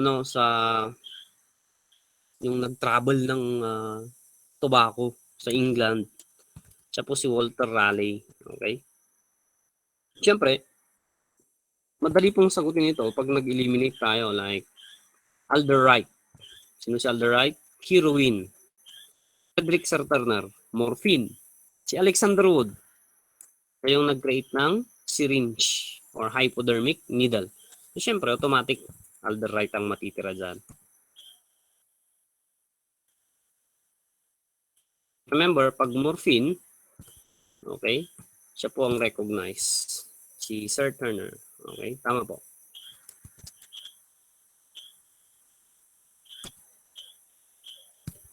Okay, kababanggit ko lang. So remember, pag hypodermic needle or syringe, ito po yung reason kung bakit nagkaroon tayo ng injection as a method of drug administration. So that is Alexander Wood. Tama po.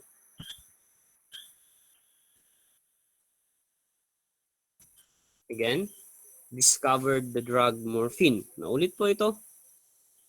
Okay, dinagdag lang yung word na yung morpheum or morpheus.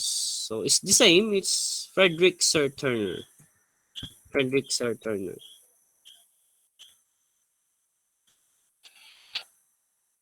Okay, so we are now moving on to what we call as the global drug scene. Okay, the global drug scene. Ito yung isa sa mga key topics natin pagdating sa drug education. Kasi through this topic, we will now be informed, we will now be educated, we will now be aware, become aware of kung paano po yung nature ng drugs sa mga countries. Okay, sa mga countries. So, first is i-discuss natin kung ano ang drug trafficking kasi yan ang challenge. Yan ang isa sa mga identifying sa batas natin. So, kumpleto po ang drug trafficking. Cultivation meaning you plant. Culture, you plant but you select. Like yung marijuana, marami pong klase ng marijuana. Pipiliin mo yung best na breed ng marijuana. Yan. Delivery of course. Meron po tayong mga couriers. Tama po ba? Drug couriers at saka drug mules. Administration, ito po yung oral, inhalation, yan. Dispensation, ibenta mo ba yan? Okay, sale, trading, lahat po ito, ang ibig sabihin po niyan is drug trafficking. In the same way as human trafficking, it involves humans. This involves any type of drugs. Even importation and exportation is under drug trafficking. Yan. Ito po yung kalaban ng bansa natin pagdating sa drugs. Yan. So, meron po tayong tatlong major role pagdating sa drug trafficking. Okay, so ano po yung mga yon? So basically, yung unang-unas dyan is producer po tayo ng marijuana.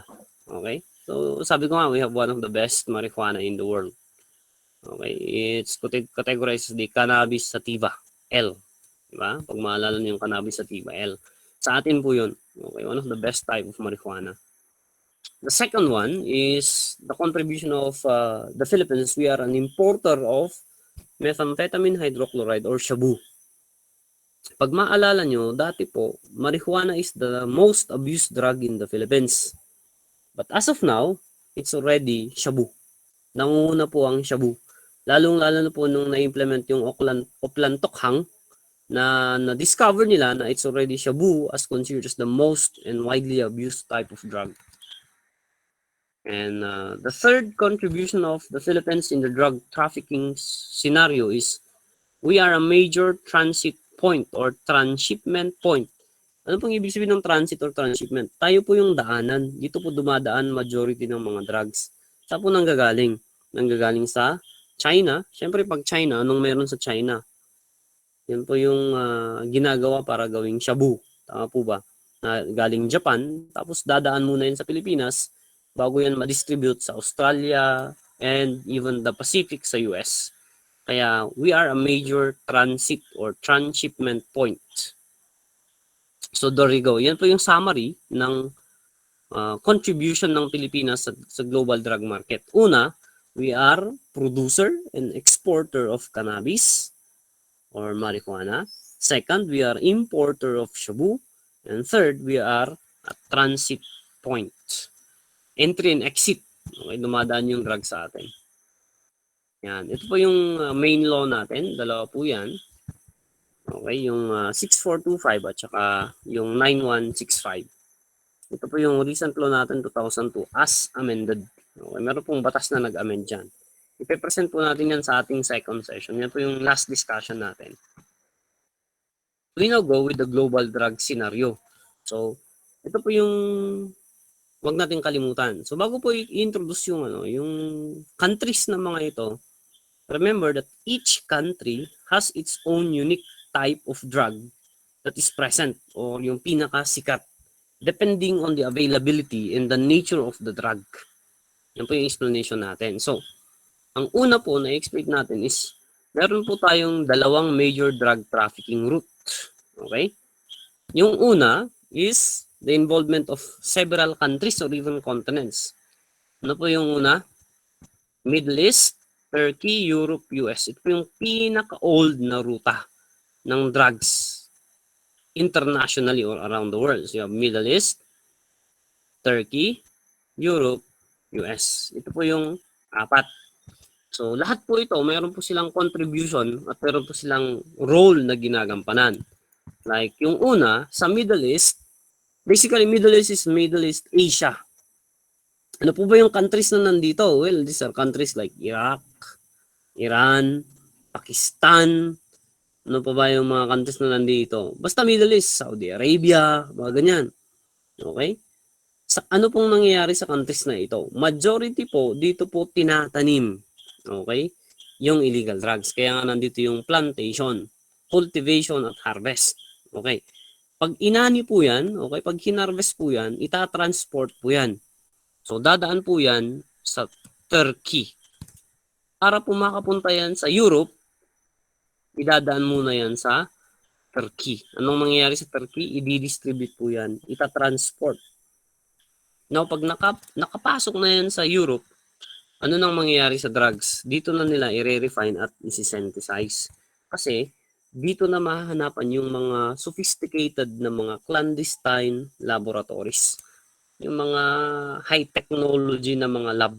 So, yung opium na tinatanim sa Middle East, okay, idadaan sa Turkey, ipaprocess na siya sa Europe. Siyempre, yung last po dyan is US for marketing and consumption. So, pag tinanong, what is the country that is the number one consumer of all forms of drugs? Ang sagot po natin dyan is the United States of America. So, ito po yung unang drug trafficking route. Although, hindi po ito masyadong sikat sa board exam natin. Kasi ang mas sikat sa board exam natin is the second important drug trafficking route. Ano po yan? Okay? So, this yung second route po natin. We have there the golden triangle. After the golden triangle is the golden crescent. Okay? So, board exam purposes, ito na po yung tatlong countries, okay, na involved sa triangle. Kaya nga tinawag na triangle siya. Okay? Pero, okay, for your information, hindi na po siya triangle kasi nadagdag po ang isang bansa. And that is Vietnam. So, the Golden Triangle involves Burma, Laos, Thailand, or Myanmar, Laos, and Thailand. Ayan. So, dito po, nakita niyo yung Golden Triangle, it's the second largest producer of opium. Okay? Even, dito rin natin mahahanapan yung second producer of opium in the world as a country. Okay? Kasi meron po tayong number one producer ng opium sa buong mundo. Okay? That is part of Golden Crescent naman. So, just remember, sa Golden Triangle, alam na alam po natin ito, Burma, Laos, and Thailand. These are the countries that are involved in the Golden Triangle. Bakit tinawag na Golden Triangle? Kasi magkakatabi ang mga ito. Okay, ngayon, dinagdag na si Vietnam. Yan. So, the Golden Triangle is the second largest producer of opium in the world. Okay? So, merong personality sa Burma na tinawag na Prince of Opium or even the King of Opium or even the King of Golden Triangle. Ito po yung pangalan niya, Kunsa, or mas sikat sa pangalan na General Kunsa. Yan. Yan po si General Kunsa. Ano pong tawag lang sa kanya? The Prince of Opium or the King of Opium. Okay? Yan. That's General Kunsa, located in Burma.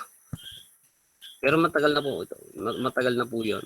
Okay? So, the second important route is the Golden Crescent. This time, it is now found in Middle East. Yung taniman. Okay? Tama po ba? Yung taniman. So, you have the countries, Iran, Afghanistan, and Pakistan. Update po, okay? Hindi na po yan crescent moon kasi may nadagdag na pong isa, which is India. India is now included in the Golden Crescent.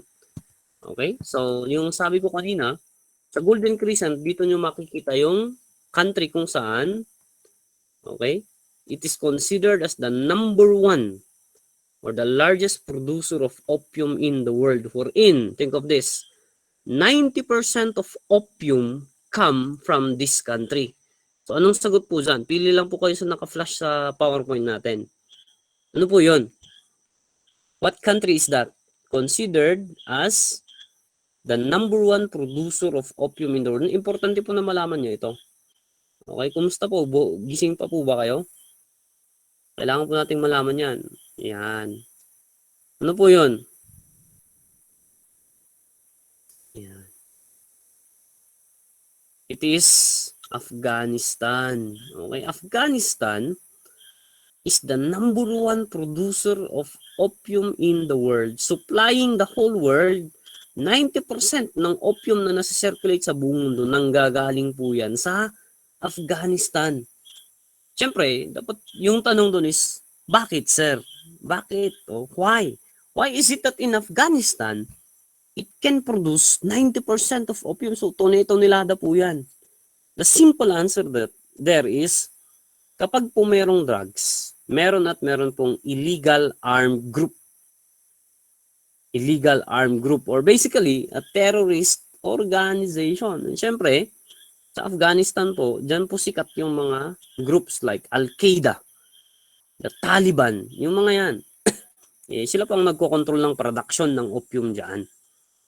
Okay, pag alam natin yung number one producer ng opium, sino naman si number two? Ano yung number 2 producer of opium in the world? Nasa ano po siya? Nasa Golden Triangle po siya. So, pili lang kayo dun sa Burma, Laos, Thailand. So, pag Afghanistan ng number 1, ano naman yung number 2 natin? Yung number 2 natin is, sa tingin nyo, yan, okay. Burma. Bakit may sumagot ng Burnham? Ibang ano po yan, producer yan. Okay. It's Burma. Okay, tama po. Burma is the second largest producer of opium in the world. Kasi nandun si Kunsa. Okay, nandun si Kunsa. Okay. The Prince of Opium. So, natural lang, Burma. Okay, as the second largest producer. Huwag po kayong mag-alala kasi pag magdi-discuss po tayo sa opium, mas magiging klaro po ito. Yan. So, that is your Golden Crescent. So, nandito po yung illustration. Golden Triangle, Burma, Laos, Thailand, sabi natin plus Vietnam. Golden Triangle po yan. So, Golden Crescent, you have there, Afghanistan, Iran, and Pakistan plus, ano po yung katabi niya? Ito po si India. Okay, ito po si India. So, number 1, ang usapan po natin dito is opium, tama po ba? So, yung number 1 is Afghanistan. Number 2 is Burma. Okay, that is for the major drug trafficking route. Next na po tayo. Okay, so we now go to Latin American countries. So remember, pag sinabi po natin Latin American countries, these are located in South America. Okay? So, kapag Middle East is opium, ano naman po ang pinaka-pinuproduce ng Latin American countries? Anong klase ng drugs? So, i-summarize natin, ano? So, yung una, opium. Okay? Saang countries po yun? Afghanistan at saka Burma. Okay? Although involved yung ibang countries. Now, paano naman sa Latin America? Ano naman ng drugs? Kailangan muna natin ma-identify anong klaseng drugs ang meron sa South America. Any guess? Kailangan po kayong aware dito kasi yes, very good. It's cocaine. Okay? Cocaine is rich, okay, in South America. Now, if you are going to look for the largest producers of cocaine, then meron pong tatlo, okay, tatlong countries. Colombia, syempre hindi mawawala si Colombia, Bolivia, and Peru. Pero yung number 1 na largest producer is naturally it's Colombia, okay, as the number 1 producer of cocaine. Okay, entire world. There we go. That's for Latin America. Or sometimes we call it as South America. Remember, South America is for opium. Okay, second. So, ano naman ang meron sa Middle East? So, in Middle East, particularly in Middle East Asia, meron pong isang country na involved dyan, and we call it Lebanon. Alam niyo po ba, sabi ko kanina, basta merong illegal drugs, meron at meron pong nagkocontrol dyan na illegal armed group. And most of the time, they are terrorist groups. So, pag sa Afghanistan, nandun yung Al-Qaeda. Alam niyo po yung Al-Qaeda? Kailangan yung malaman yung mga yan. Sa organized crime po yan. Al-Qaeda, the base. Taliban, students. Sa Lebanon, meron din pong terrorist group na nandito. Okay? Ano po yung meron sa Lebanon? As of now, syempre, nandun yung Hezbollah. Known as the Party of God. Now, particularly, meron pong place sa Lebanon, ang tawag po doon is the Bekaa Valley of Lebanon. So, if you are going to look for the largest producer of marijuana in Middle East, ito po yung country na yan. Or ito yung lugar. Okay? We call it as the Bekaa Valley of Lebanon. So, it's located in, of course, ito po siya. Yan. Kasi yung entire area is a plantation for marijuana. Kaya Bekaa Valley, the entire valley. So, dito po siya mahanapan. In between Syria and Lebanon, of course. And sa baba niya is Israel. Okay? Dito concentrated yung source ng marijuana pagdating sa Middle East. Yan. So, ito pong meron sa kanila is a unique type of marijuana. Hindi po ito meron sa atin. This is a cannabis ruderalis. Okay? Tatlo po kasi ang klase ng cannabis. Yung meron sa atin is the cannabis sativa. Sa kanila is yung mas malakas po ito, the cannabis ruderalis, and the other one is the cannabis indica. Tatlo kasi yung category ng cannabis natin. Yan. So sabi ko nga kanina, if there is an illegal drugs, there is an illegal armed group protecting the illegal drug. Hindi po mawawala yan. So ganito yung klase ng marijuana sa Lebanon. Remember? The Bekaa Valley of Lebanon. Okay. So, yan naman ang involvement ng Lebanon sa country. The next one is Spain. So, Spain is identified as the paradise of drug users in Europe. Imagine that recognition. It's paraiso ng drugs sa Europe. Why Spain? Why the country Spain is declared and considered as the paradise of drug users in Europe? It is for the simple fact that in Spain, it is legal. It's legal to plant, harvest, consume, and sell marijuana. But this is regulated by their government. So, regulated po kasi ng government nila yan. So, if you're going to plant your own marijuana in your own private homes, wala pong violation na nakumit dyan. If you're going to use, smoke, okay, or consume marijuana in your own homes, that's completely legal in Spain. What makes it illegal is if you are going to take marijuana in public places, like malls, recreation facilities, parks, mga ganyan, bawal po pag public. Pero pag private, hindi po bawal. Okay? It's legal in private. Even there are cafes, yung coffee shops in Spain that offers, okay, marijuana. Kasi regulated siya ng government nila. That is the reason why Spain is declared as the paradise in Europe. So, this is Spain. This is a classic picture or example wherein napaka-available po niyang marijuana sa kanilang mga homes. They are going to control it. And they're going to farm it. This is another example, diba? These types of marijuana, ito yung mga yung matatangkad na klase ng marijuana. We call them the ruderalis type. So these are normal. Tagasap ko. Uray mo garo dilakang ko. Uray kastanan.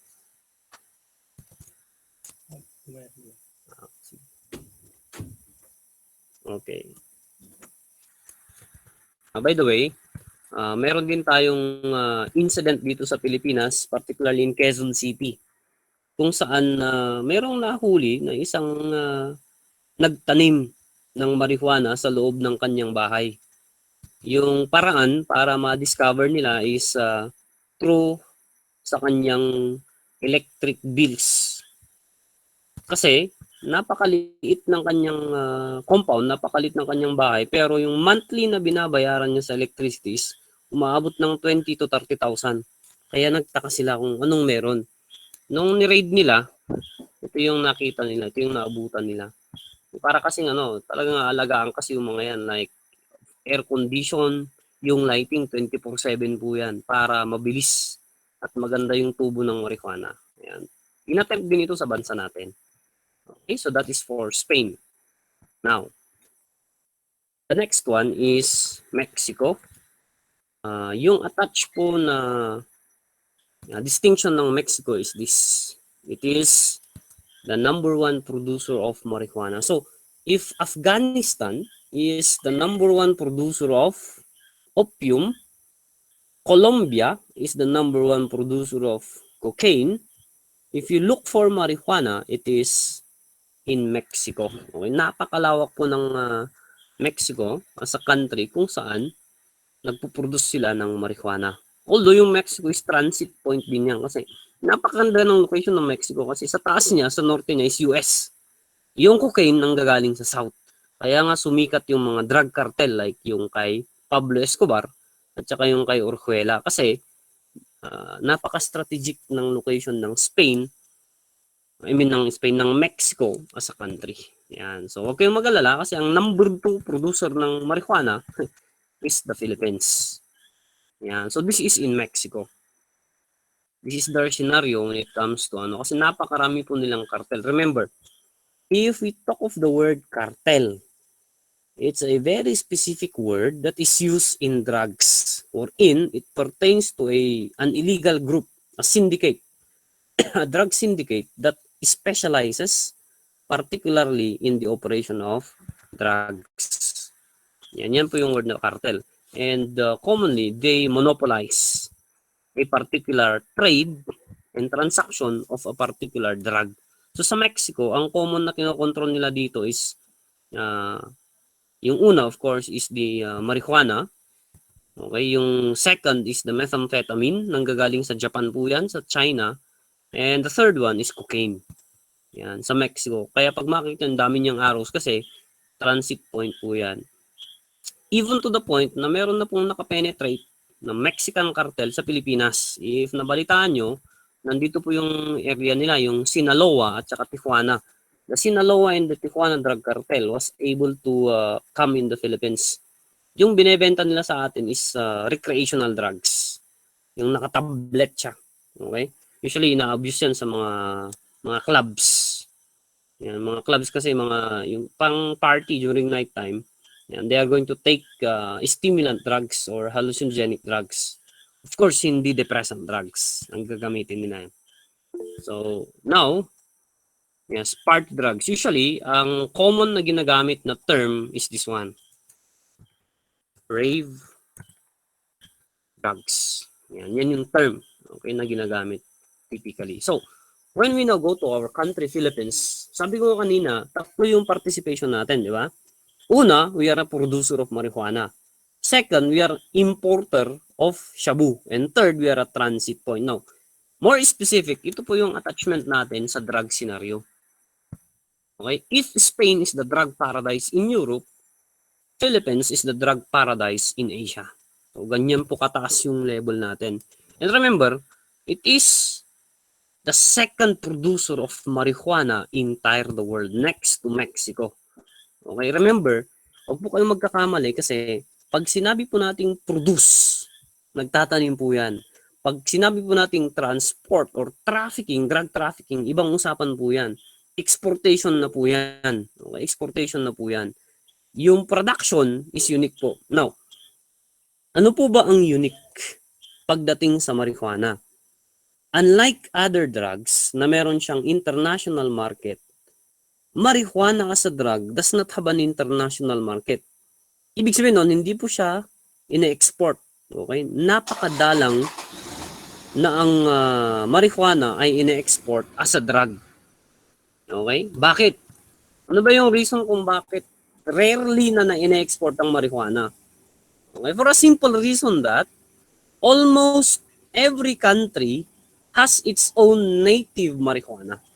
Yan po yung sagot doon. Halos lahat ng bansa may sariling marijuana. Kaya, hindi siya masyadong na-export. Unlike cocaine, na yung cocaine, tumutubo lang po yan sa South America or Latin America. Particularly, Colombia, Bolivia, and Peru. Unlike opium, kukunting countries lang po tumutubo yung opium like the Golden Triangle and the Golden Crescent. Okay, so in the Philippines, even up to this day, Cordillera is considered as the biggest producer of marijuana. Number 1 producer po ang Cordillera. For the main reason that in the Cordillera Mountains, active din po dito ang leftist organization na NPA. And they engage, okay, they engage in the word narco-terrorism. Okay, if you encounter the word narco-terrorism, is a classic term that we use today. Kasi uso na yung anti-terrorism law natin, di ba? So that's one of the issues. Yan. Pero slowly, hindi na po Cordillera lang ang nagiging producer. Okay? Even in other place like in La Union, particularly in the boundaries like Pugo in Santol, La Union, nagtatanim na rin po sila ng marijuana. Yan. So if you are looking what part in Cordillera, okay, saan parte ng Cordillera yung maraming plantasyon? Dati-rati po is sa Benguet. Sa Benguet province. But right now, okay, the hot spot for marijuana cultivation is already in Kalinga, particularly in the place of Tabuk and Tinglayan, Kalinga. Kaya pag mag-encounter kayo sa news, may nahuling bricks ng marijuana, usually lalabas po yung word na Kalinga. Yan. So ganito po yung plantation nila doon. Typically ganyan. Ito po yung klase ng marijuana na meron tayo. By the way, sabi ko kanina may 3 klase. Unahan ko na, Cannabis sativa L. Sa tingin nyo, ano po yung ibig sabihin ng L doon sa cannabis sativa? Na-encounter nyo po ba yun, yung L? Anong ibig sabihin nun? Although wala sa board exam.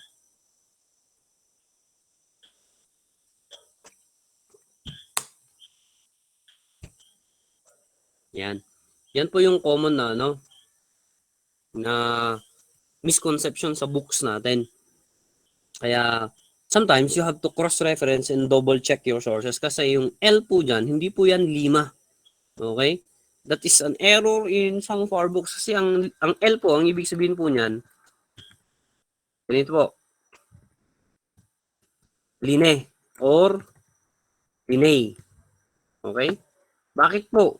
Kasi po, ang tao pong nag-discover ng marijuana is si Carolus Linnaeus or Carl Linnaeus. Kaya hindi po 5 yung ibig sabihin ng L doon sa cannabis sativa. Linnaeus or Linnaeus. Ipapakita ko po yung mukha niya, okay, at yung pangalan niya pag diniscuss na po natin yung marijuana. Ayan. Pero kung mag-alala, hindi po pang board exam yan na tanong. Okay, we only concentrate on cannabis sativa, cannabis indica, cannabis ruderalis. Okay, para maging aware lang tayo kung ano yung L doon. Ito po, this is a typical plantation in Benguet province. So makikita nyo, meron po siyang mga kamas po siya, mga kamas.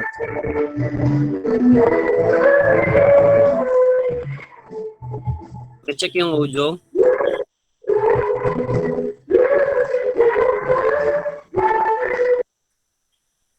Ayun, na-mute na.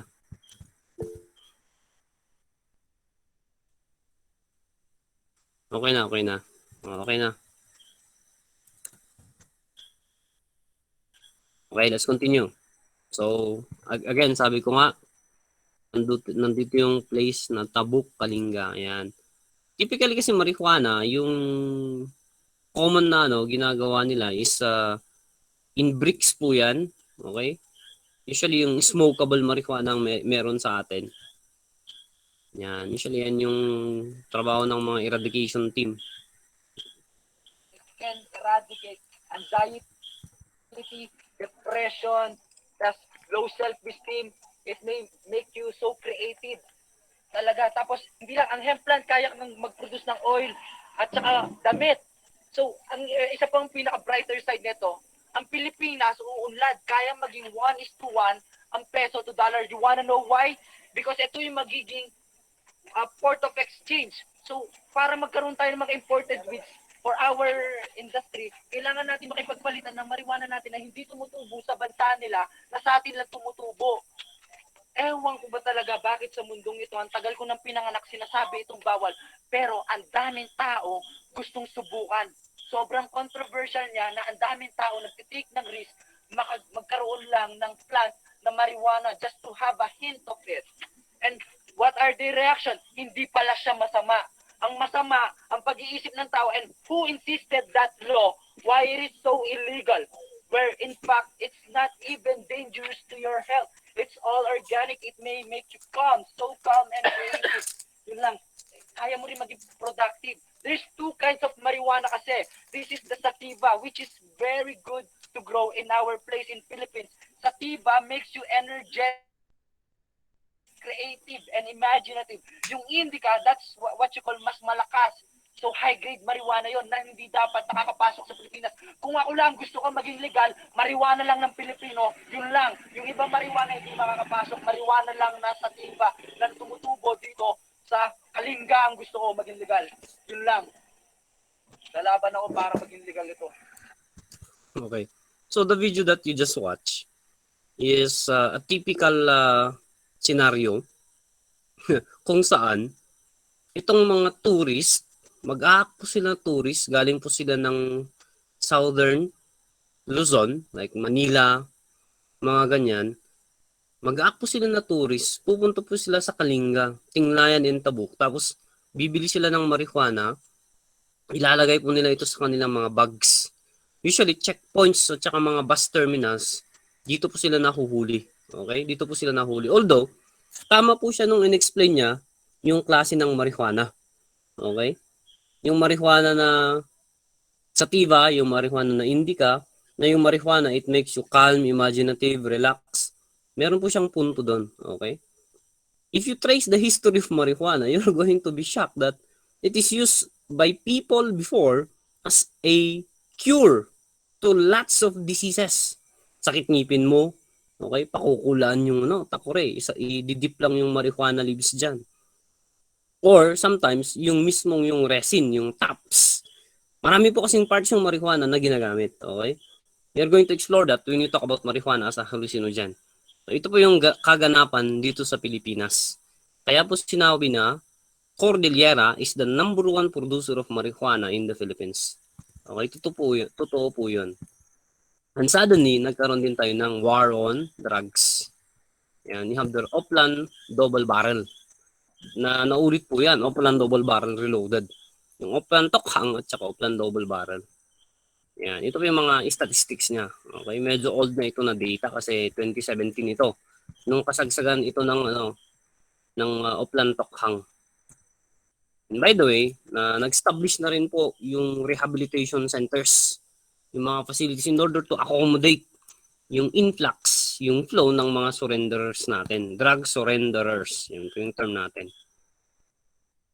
Even sa hanay ng kapulisan natin, okay, meron pong mga na-engage at na-involved sa drugs.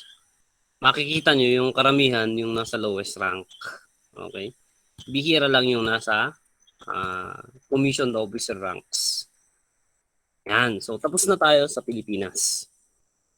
So, if you are taking note, okay, if you are attentively listening, na papatunayan po natin na bawat bansa, meron po siyang involvement sa drugs. Kung hindi siya yung taga-tanim, siya yung dinadaanan, yung transit point. Kung hindi siya yung transit point, siya yung nag-i-import. Okay? Siya yung kumukuha ng drugs galing sa ibang bansa. So, in India naman, okay, ang term naman, so sabi natin, Spain is the paradise in Europe. Diba? Philippines is the paradise in Asia. India is the center. Imagine, di ba? It's the center of the world's drugs map. Ano pang meron sa India? Ang meron po sa India are pharmaceutical companies.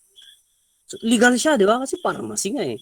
Okay, but India's strategy in pharmaceutical pharmacies is they produce and they sell, okay, yung mga counterfeit drugs in the illegal market. Meron po tayong underground world. Meron po tayong deep web, meron po tayong dark web or dark net kung saan doon mo ibebenta lahat ng illegal. If you are aware of that in cybercrime investigation, meron po talaga tayong ganyan. Okay? So, sa India, yung itong mga pharmacies, okay? Magmamanufacture sila ng mga counterfeit na mga drugs tapos ibebenta nila sa other countries. Kaya siya tinawag na the center of the world's drug map. Okay? Lahat ng peke. Okay? Hindi lang po China ang namimeke. Ang nakakatawa pa nito, itong India, gagawa ng drugs, yung ilalagay made in China para mas maging mabenta siya. Okay, so imagine, kinukutsa natin yung China ng mga made in China products, yung mga pangit low quality. Pero yung India, yung ginawa niya, para mas mabenta yung mga drugs niya, itong mga companies, mga pharmaceutical companies, anong ginagawa? Tinatatakan made in China. Okay, that's the reality when it comes to India, considered as the center of the world's drug map. Ano meron sa kanila? Pharmaceutical companies. Okay, ganyan po kadali ang drugs sa India. Yan, ito yung mga ibang pictures. Yan. Yun. So, ito yung kanina. Ito pa kasi heroin yan. Nandito yung tourniquet. Tourniquet po ang tawag dyan. Bakit po ganyan? Yung isang tama po nito is a fix. Ang tawag po sa user ng heroin addict, junkie. Okay, these are drug jargons or terminologies. Now, ang gagawin dito is, bago i-inject yan, lalagyan ng tourniquet dito sa para mawala yung blood flow. Now, i-inject yung drug, isang shot po is a fix. Tapos biglang tatanggalin yung tourniquet. Ano mangyayari? May re-release. Okay, biglang papasok yung drugs. Maghahay yung tao. Yan, hinahanapan ng paraan. Ano pa yung term natin? Tolerance. Kasi mababa na yung tolerance ng katawan niya. Kailangan niyang gawan ng paraan para mas maramdaman niya yung high sa drugs. Yan, so sabi natin, it's the pharmaceutical country. Okay, the drug pharmaceutical country in the world is India. Okay. It's leader when it comes to production of pharmaceutical drugs. That's India. Okay. So meron din isang country sa baba lang po natin sa Indonesia. Halos parehas din po tayo ng problema. It is cannabis and it is a transit point. Yan. Meron pong dalawang identified na country sa Indonesia. We have their Bali, Indonesia and North Sumatra or Northern Sumatra. What is good in India is that they have a very strict drugs law. Kung saan, okay, yung counterpart nun is death penalty. Yan. Kaya nga, pinopropose yung revival ng death penalty sa Pilipinas. Kung maalala niyo yung taga-Kabanatuan na naging sensational, ano na yung pangalan niya? Veloso, Mary Jane Veloso ata yung pangalan niya. Okay. Ewan ko kung sure ako taga-Isiha, sabihin na natin. And she was considered as a drug courier, di ba? Naging controversial yung case niya kasi nagkipag-coordinate yung president natin sa Indonesia. Yan po ang Indonesia. Okay, and we go with China. China, ano po meron kayo sa China? Kasi dito po nang gagaling yung shabu na pumupunta dito sa Pilipinas. Pero bago po nagiging shabu yan, meron po silang tinatanim na natural na drug. Ano po yun? So, syempre, you have marijuana, that's a natural drug. Cannabis sativa. You have their opium. Okay, you have their papaversomnephrine, that's opium. You can process it. It can become morphine or it can become heroin. Pero manggagaling siya sa opium. And then you have there, ano yung isa doon? Yung cocaine na nanggagaling sa Colombia. Ano yung meron sa China naman? Huwag niyo pong kalimutan. Yung China, very good. That's ephedrine. Okay? Saan po nanggagaling na plant? We call it the ephedra plant. Okay? Pero native din po ito sa bansa natin. Okay? That's the ephedra plant. Galing po sa China yan. Yung ephedra plant, i-refine po nila yan magiging ephedrine. And yung ephedrine is the main ingredient for creating shabu. The drug shabu. Yan po yung contribution ng China. The ephedra or the ephedra plant. Okay? From the ephedra plant, you create the powder form, which is the ephedrine. And ephedrine is the main drug component for creating shabu. Yan po sa China. So, yung hindi pa nakakalam ng style ng ephedra plant, ito po, yung klase ng ephedra plant. Yung hindi natin inaalagaan to sa Pilipinas eh. Sa China, particular sa Beijing, okay, hectares po ito, thousands of hectares. Taniwan po yan ng ephedrine. Sagana po ito sa mga river banks natin, di po ba? Ito po ang ephedra plant. Yan. Tapos ginawang powder, okay, i-export na po yan. Meron ding liquid ephedra or liquid ephedrine, I should say. Yan. That is your ephedra plant. Galing po yan sa China. Yan. Okay, so that is for China. And bigla po itong sumikat noong 2014 nung may lumabas na mga videos ng mga tao na nag-take nito tapos para silang naging zombie. Ano po itong drug na to? Pero hindi po ito lumabas sa board exam. Ine-expect nilang lumabas pero wala pong lumabas. Otherwise known as the zombie drug. Have you encountered this drug? Anong tawag natin dito?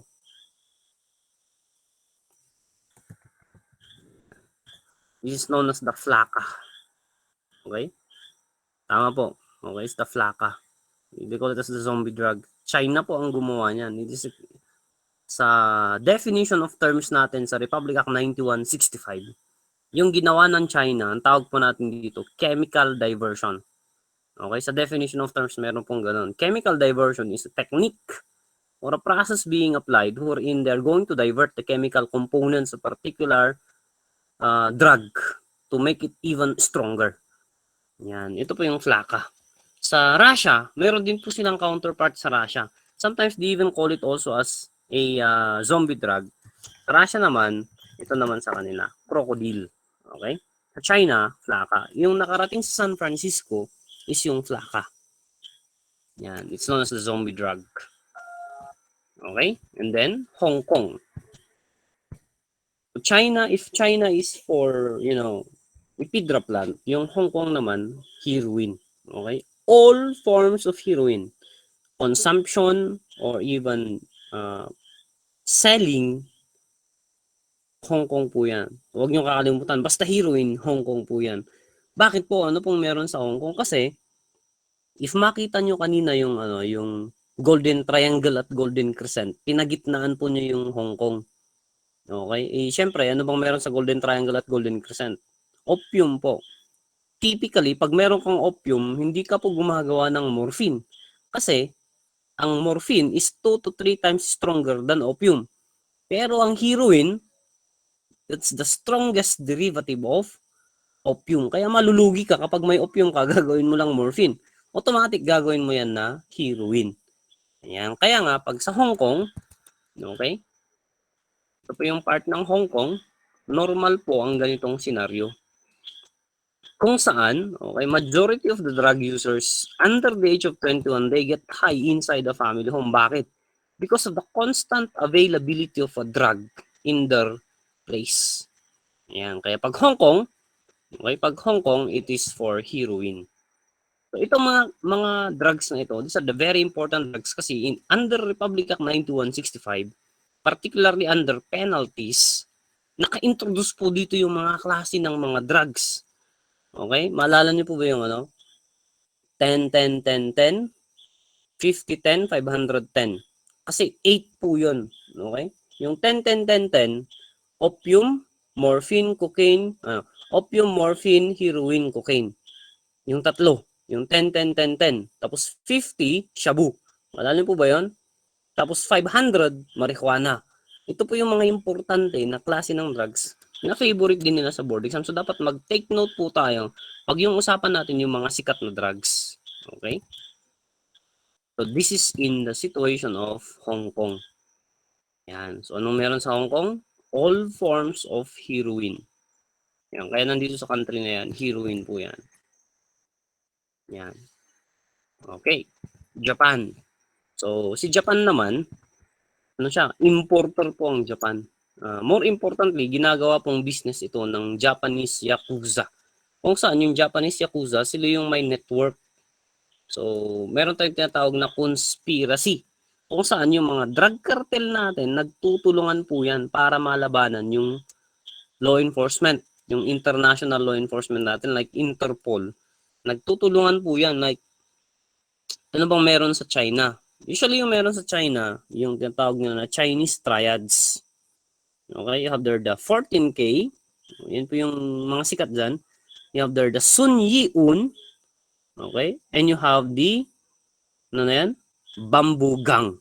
Yan. If you're familiar with this, these three main active groups partner with the Japanese Yakuza. Kasi yung three groups na ito, ang gagawin po dyan, syempre sila yung magtatanim, sila yung mag-harvest. Ima-manufacture nila na ephedrine. Pagkatapos nun, in the high seas, okay, sa sea, doon nila lulutuin yung ephedrine, magiging shabu yan. Pagdating na sa Japan, shabu na po yan. Yung Japan, siya na po yung magdi-distribute. Ganyan-ganyan din po ang ginagawa ng China sa Pilipinas.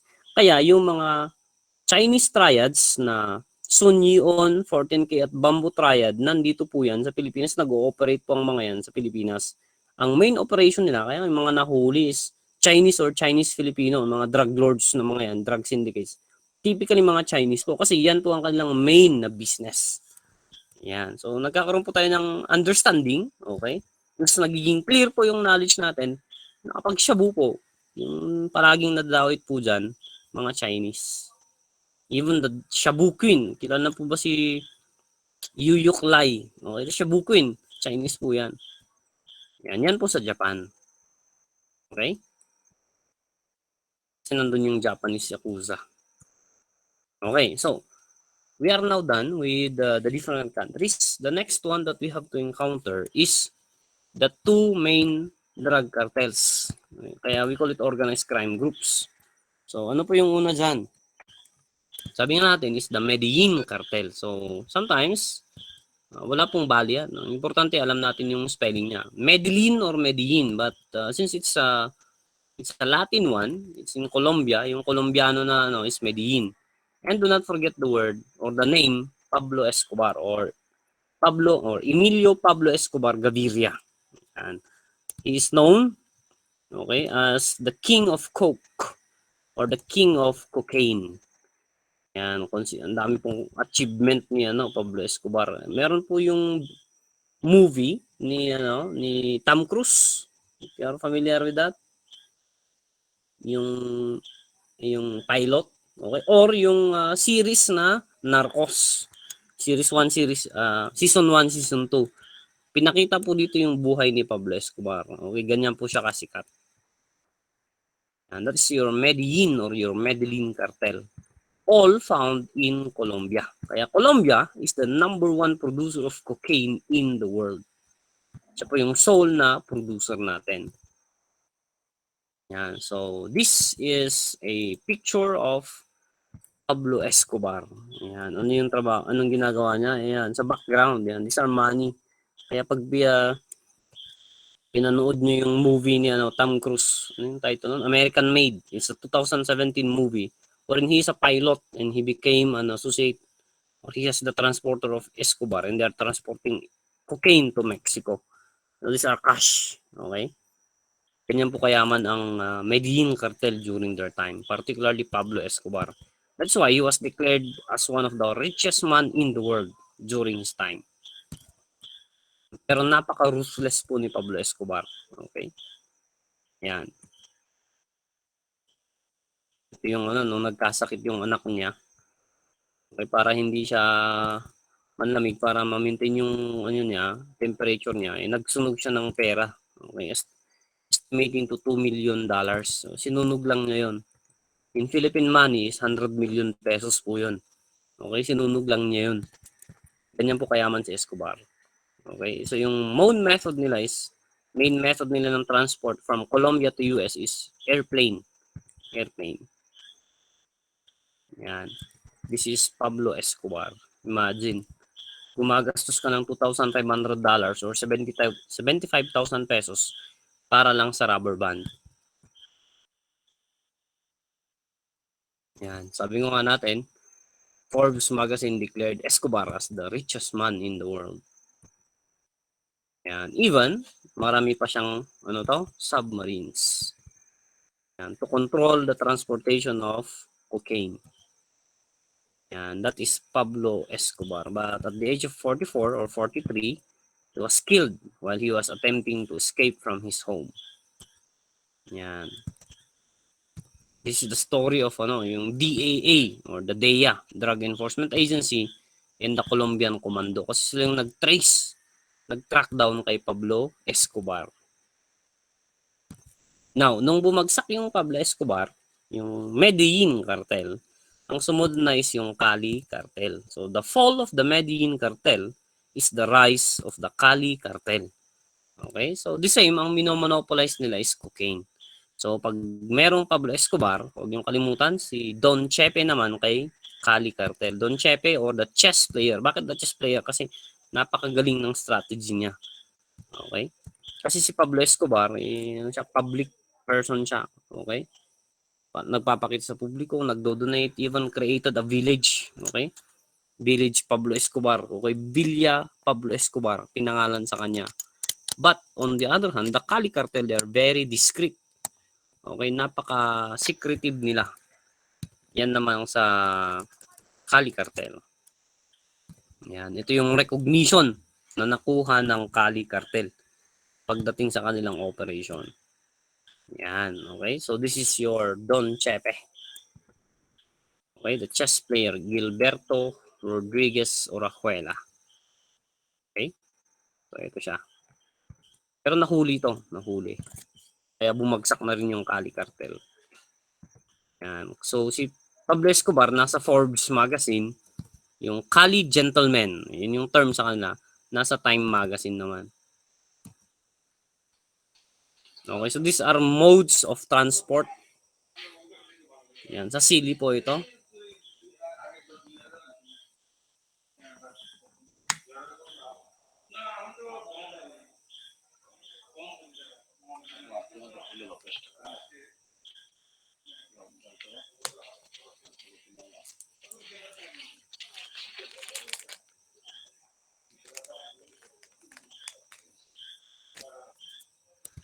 This video shows us ito yung mga drugs na party drugs, rave drugs.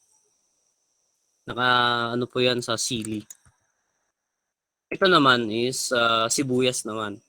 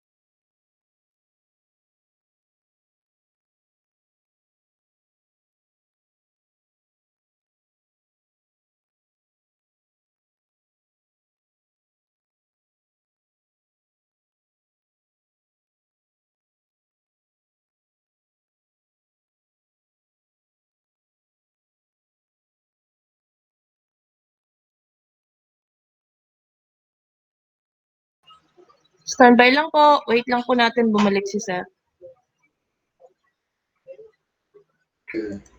Copy, ma'am. Oh, yun lang parang May tinatago kayo dyan, Mr. Gachola. Pogi mo sa love guides, kailangan upas. Nice, Tito Jeff. Ma'am, wala bang free coffee? Meron, inabot ko na. Hindi mo inabot eh. Diyan na si Sir. Punta ka ang kusina nyo, madaming coffee doon. Tayo-tayo din kasi pag may time. Alam naman yun ako. Malamig na, ma'am. Diyan na si Sir. Naubos yung data. Nakaka-consume ako ng 2 gigabyte pag sa data. Ewan ko lang sa inyo, ganun ba yung consumption nyo or pag binaview nyo medyo mababa? Paano yung consumption nyo pag cellphone? Mas mababa siguro sa pag wala silang video. Ah, okay. At hindi sila nagpre-present. Oh, yung iba nakaka 7 gig daw. Ako, merong sa Smart, meron yung giga work ata. Yung parang pang Google Meet. Dati, yung ginagamit ko, hindi giga work, yung giga video. Mas malakas yung consumption pala ng giga video. Nung sabi ng kasama ko, i-try mo yung giga work, mas okay siya. Usually, 1 gig, 2 gig, ganun lang nako-consume ko. Eh, medyo rin yun, magastos din. So, yung Go 50 ng Globe, mas okay pala ang Globe talaga. Okay. O, sige, tuloy na natin yung discussion natin. So, dito po, ito yung mga mode of transport nila. Pati ito, mga container naman ito. Akala mo mga commodities. Tulad nito, Coca-Cola. Pero ganyan. Okay, ganyan sila ka-ingenuine. Napaka-creative po ng mga ito.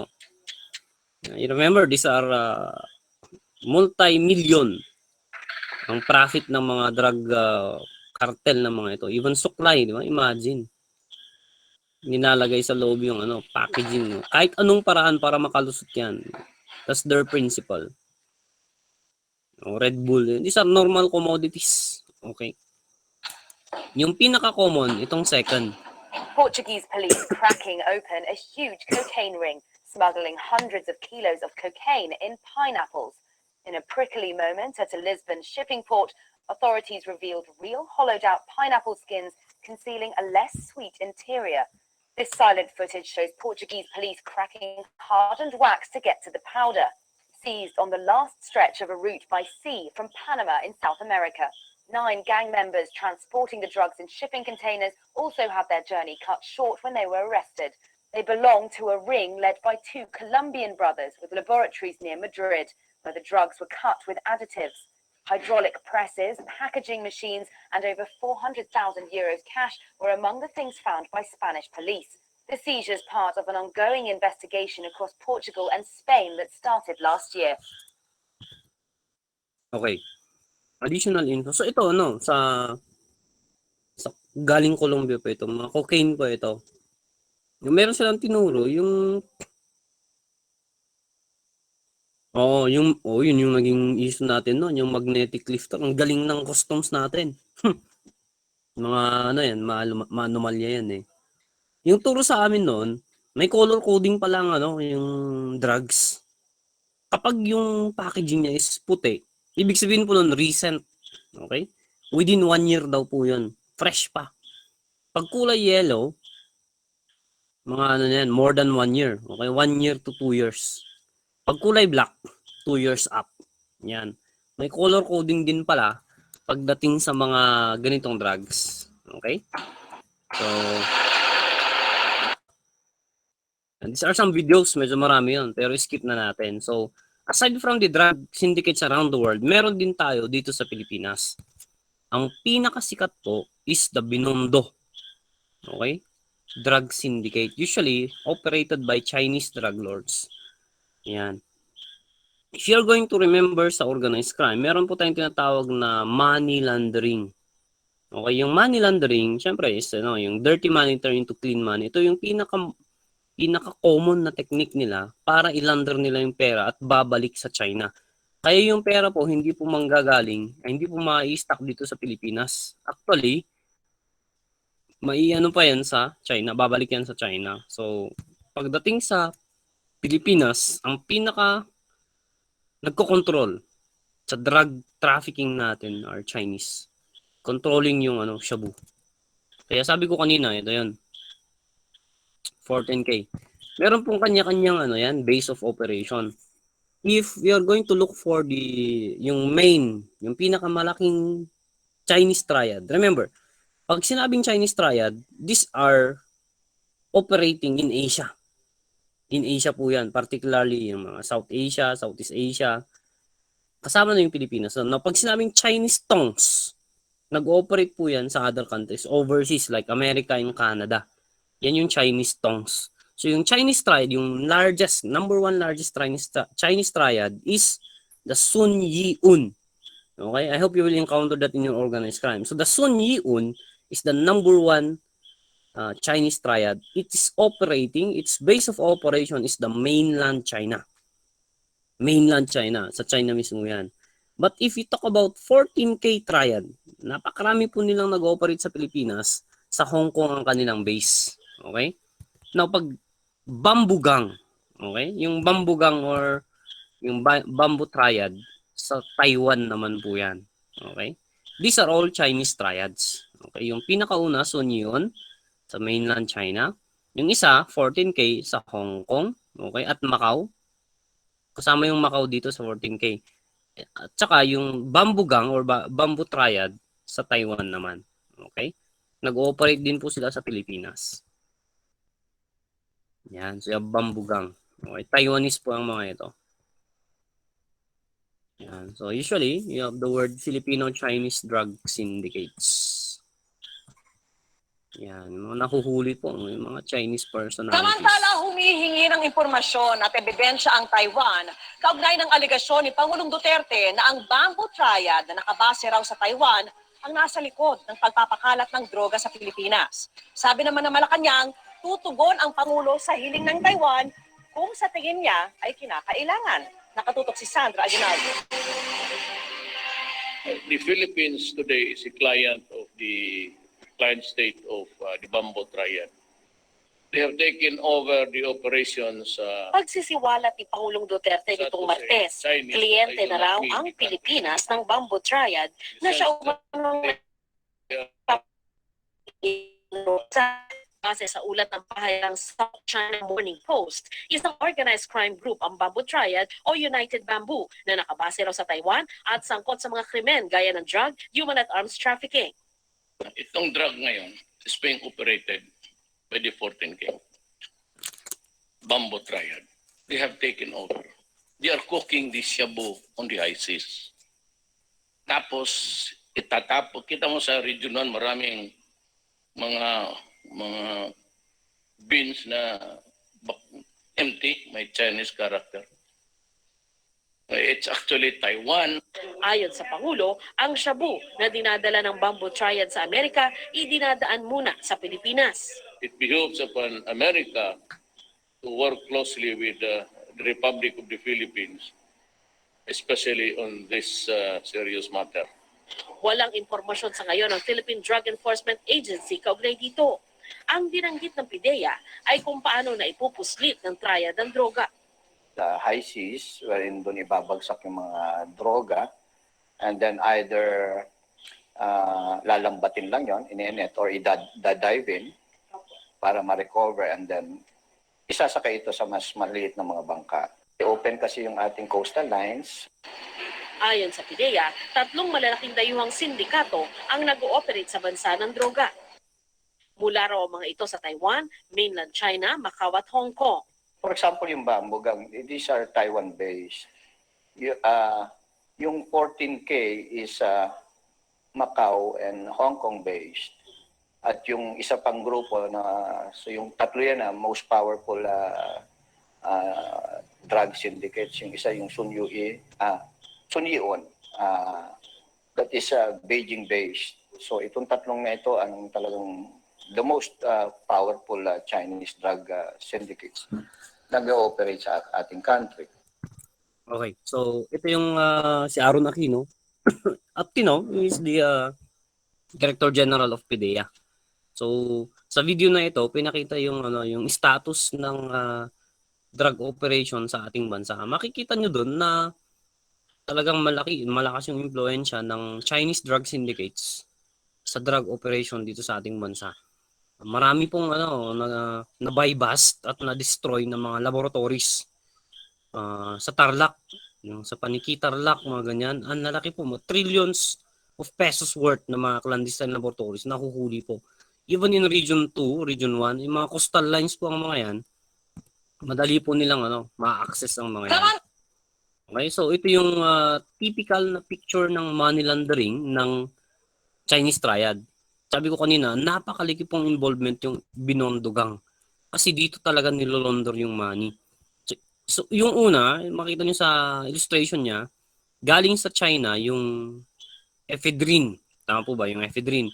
Isi-ship nila in the high seas, doon nila lulutuin. So yung ephedrine, magiging shabu na siya. Methamphetamine hydrochloride. Yung shabu, okay, i-deliver na siya sa mga clandestine laboratories. Remember, yung den, dive, or resort. Diba yan po yung term nila, den, dive, or resort sa batas natin. Now, i-repack po nila yan. Ibig sabihin ng repackaging is dadagdagan po nila ng additives para dumami. Ikakat nila. So yung 1 tons, yung 1 ton, 1,000 kilograms na shabu, ang gagawin nila, ikakat nila para maging 5 tons. O doble yung kita nila. Now yung pera, yung drug money, is ipapasok po nila sa mga remittance center. Yan po ang role ng remittance center sa money laundering. Kasi yung remittance center, hindi po masyadong namomonitor ang mga yan. Yung remittance center sa Binondo, Manila, yung Binondo Central Bank, babalik na po yung pera sa sindikato. So hindi po mag-i-stay yung drug money sa Pilipinas. Kasi through money laundering, nakakabalik yung illegal profit sa Chinese triads. Yan po yung illustration natin sa situation ng drugs dito sa ating bansa. Okay? So, additional information.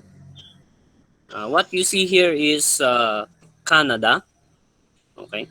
In year 2003, Canada became the first country to legalize marijuana for all its therapeutic effects. Huwag kayong mag-alala sa marijuana. May explain natin yung pinaka-main ingredient ng marijuana is yung THC. Famous known as the tetrahydrocannabinol delta 9. Yan po yung therapeutic effect. Yan po yung nakakagamot. At malalaman din po ninyo na ang marijuana po is either male or female marijuana. Okay? Madidiscuss po natin yan. Meanwhile, ito naman sa Mexico, kung saan isang protester blowing marijuana smoke to a police officer. Ganyan po sila sa Mexico. Yan. So, ito yung map. Ito po yung mapa ng ruta ng mga main na drugs. So, tutulungan ko po kayo sa mga summary nyo, sa mga take down note nyo. Unahin natin yung pinaka type. Okay, pinaka common is itong opium. Maalala nyo po ba yung opium? Ang huwag niyong kakalimutan is the country Afghanistan. Yan po yung number 1 producer of opium in the world. Tama po ba? Now, yung opium, i-refine po yan magiging heroin. Pag all forms of heroin, isang bansa po yan, Hong Kong po yan. Tama po ba? Now, pag cocaine naman, okay? Pag cocaine naman, isang bansa din po yan. You have the country Colombia. Okay? Pag shabu naman, okay, usually hindi shabu yung ginagamit. Pag ephedrine naman, okay, ano meron? China. Tama po ba? Now, pag production po ng marijuana, usually ang common na ginagamit natin is cannabis is Mexico. Of course, syempre, second ang Pilipinas. Okay? Pero remember, if we are talking about transportation and exportation of marijuana. Okay? Ano pong lugar yon? Export marijuana. Ibang usapan na po pag exportation ng marijuana. Ang country po na yan is, lumabas po ito sa board exam, Morocco. Okay? Export po yan ha. Remember, unique po ang case ng marijuana. Now, may idadagdag po ako dito na hindi pa natin na-discuss. Amphetamine naman, okay, itong amphetamine, remember, amphetamine is a stimulant drug. Amphetamines are directly refined, directly processed in a clandestine laboratory. Continent na po yan, Europe. Okay? So ito yung mga main, okay, sa chat group po, sa chat natin, ito yung mga main na mga involvement ng countries at saka ng type ng drugs. Yan. So wag niyong kakalimutan yung opium, heroin, cocaine, shabu, marijuana. Yan. Yan po pagdating sa drug scenario natin. Okay? So sabi natin, each type of drug has its own origin. Yan, yan po yung reason. Okay. So, ito yung mga mode of transport. Yan. Yung mga handicraft. Usually mga mga ganito yung mode ng ano nila. Yan. Marijuana, mga ganyan. Pero yung pinaka-common talaga is through the fruits. Lalo na yung pineapple. Kasi malaki yung space na paglalagyan ng illegal drug.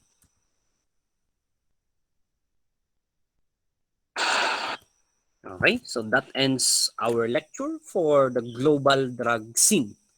Next, okay, before we go to 3 types of drugs according to effects, mag-evaluation question ulit tayo. Okay, para medyo ma-relax naman yung mga mata natin. So let us answer some questions.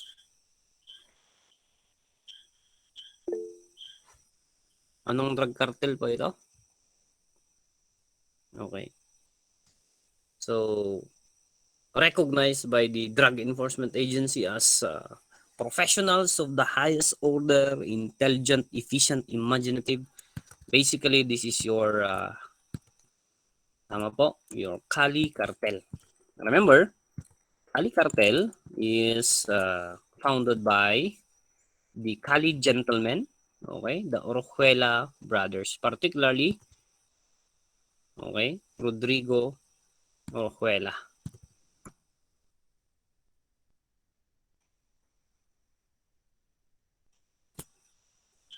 Okay, ano pong sagot nyo dito?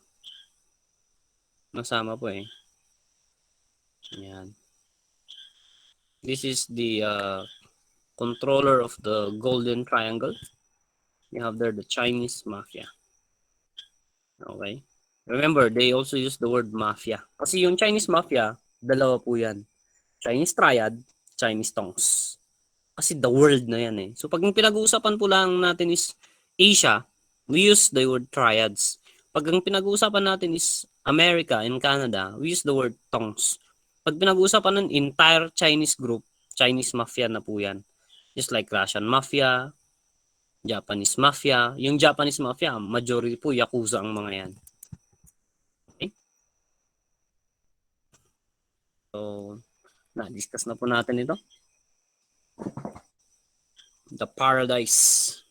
Okay, the paradise in Europe. So we have the place. First, it's Spain. Ano po?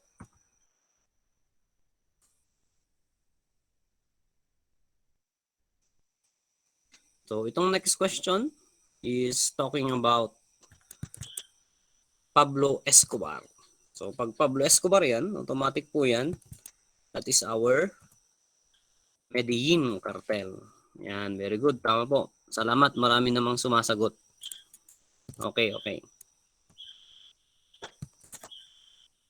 Yan, parang ito mga ano to, evaluative to confirm para tignan natin kung talagang nakinig po kayo at nabasa niyo yung PowerPoint natin saka yung lecture notes natin. So remember, 90%, imagine that, 90% comes from Afghanistan, number 1 producer of opium in the world.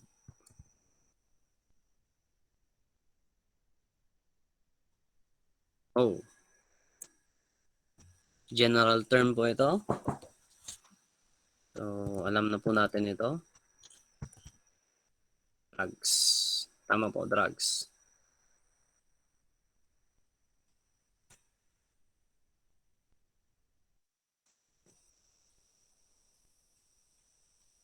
The safest, remember, is the first type of method. So, tama po, oral. Fastest is injection. Yan. But the safest is oral. Oral route.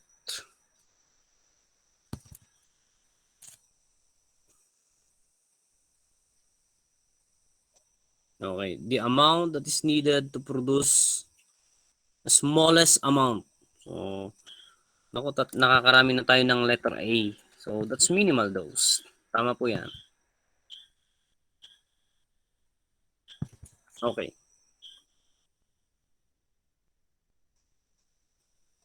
Nako, parehas din po. Letter A din po ito. So, yung keyword natin is the word periodic or chronic. Old term po is drug addiction. Yan, drug addiction. How about this one?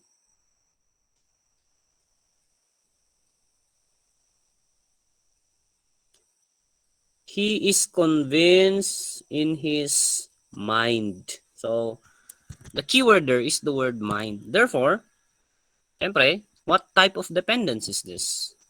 That is psychological dependence. Yan, tama po kayo. That's psychological dependence. It's in his mind. Yan, that's the keyword there. Okay. So, nandyan yung word na illegal or improper use. So, under the definition, well, we call that drug abuse. Okay, tama po yan. Letter A.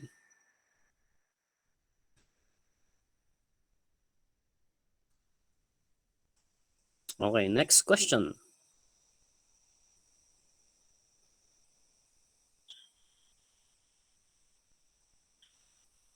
Prohibited by law. So, by the word prohibited, ipinagbabawal. Sabi nga natin, ano yung ibang term? Prohibited, illegal, or, tama po, illicit. Remember, yung prescriptive or prescription drug, nangangailangan ng prescription ng doktor. Yan. Oh, this is a rather question that was not covered in the discussion.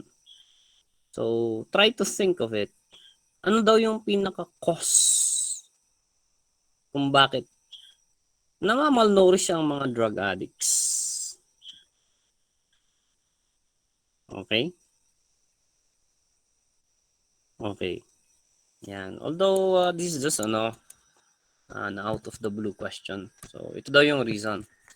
They would rather buy drugs than food. Mas pipiliin pa nilang mag-take ng drugs kaysa kumain. Yan. That's the best answer for this question accordingly.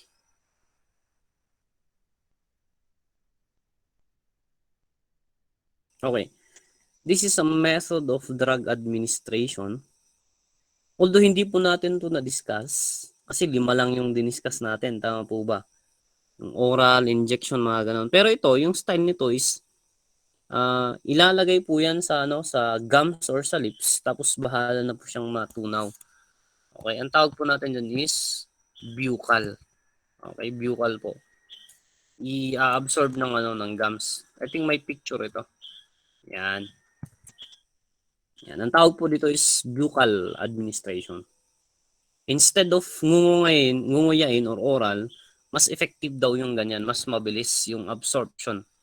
Or, okay, yung sa ilalim, tama po, yung sa ilalim ng dila, ganun din po yung mode. Pero yung doon, yung papel po. Hindi po tablet. Okay, ano po yung papel? Ano yung papel na inalagay sa ilalim ng dila? Anong drugs yun? Malala niyo yung papel? And that's the drug LSD. Yan, ididip. Yung paper, absorbent paper yan, ididip yan sa LSD. Okay, tapos malalakas yung yan. Yung isang maliit lang na, isang dose na yan, ang lakas ng effect na yan. Po yun. Sa ilalim ng po yan, dila, tsaka i-absorb.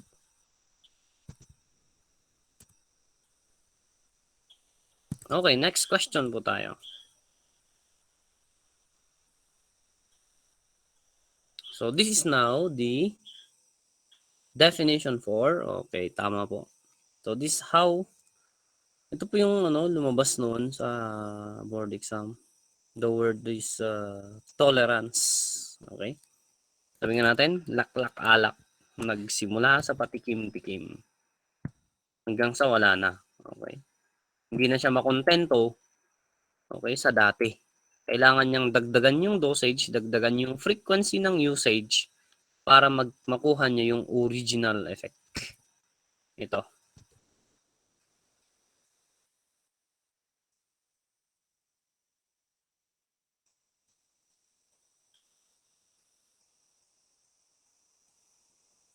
So, ano yung keyword natin?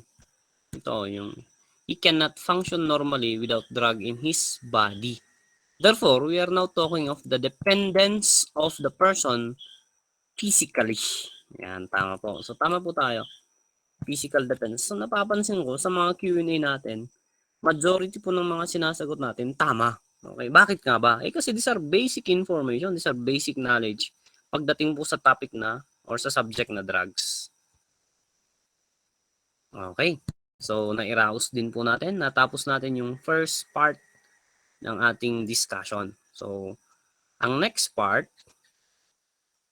is dito na po. Okay. So, we probably are going to consume the remaining minutes. Okay. Dito na po tayo.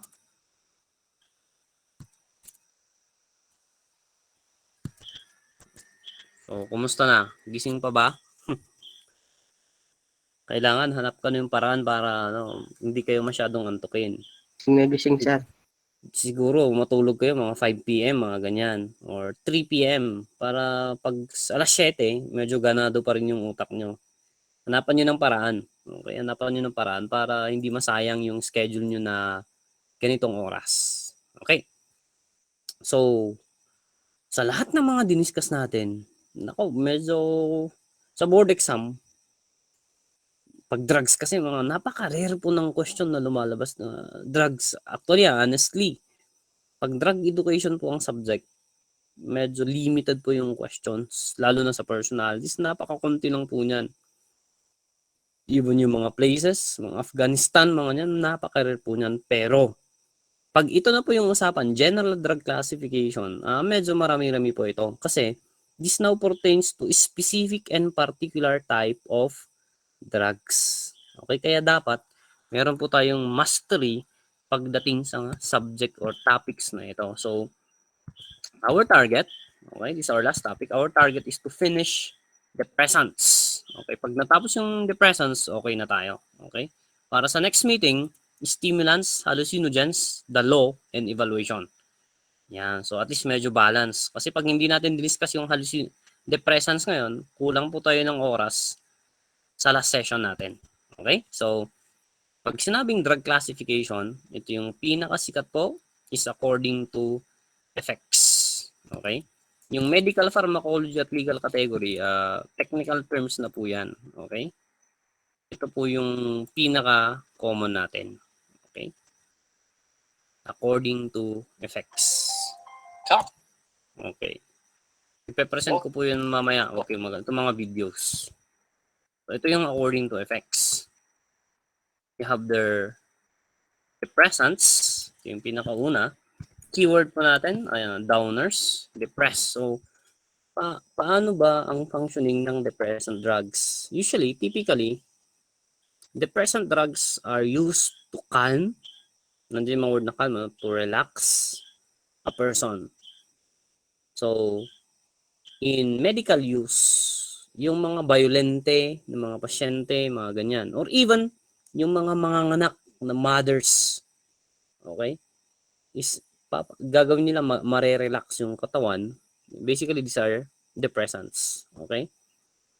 Ang main na involved na part ng katawan natin pag mga drugs is the brain and the so-called central nervous system. Okay? So, pag naka-downer ka, typically, you feel sad, mga ganyan.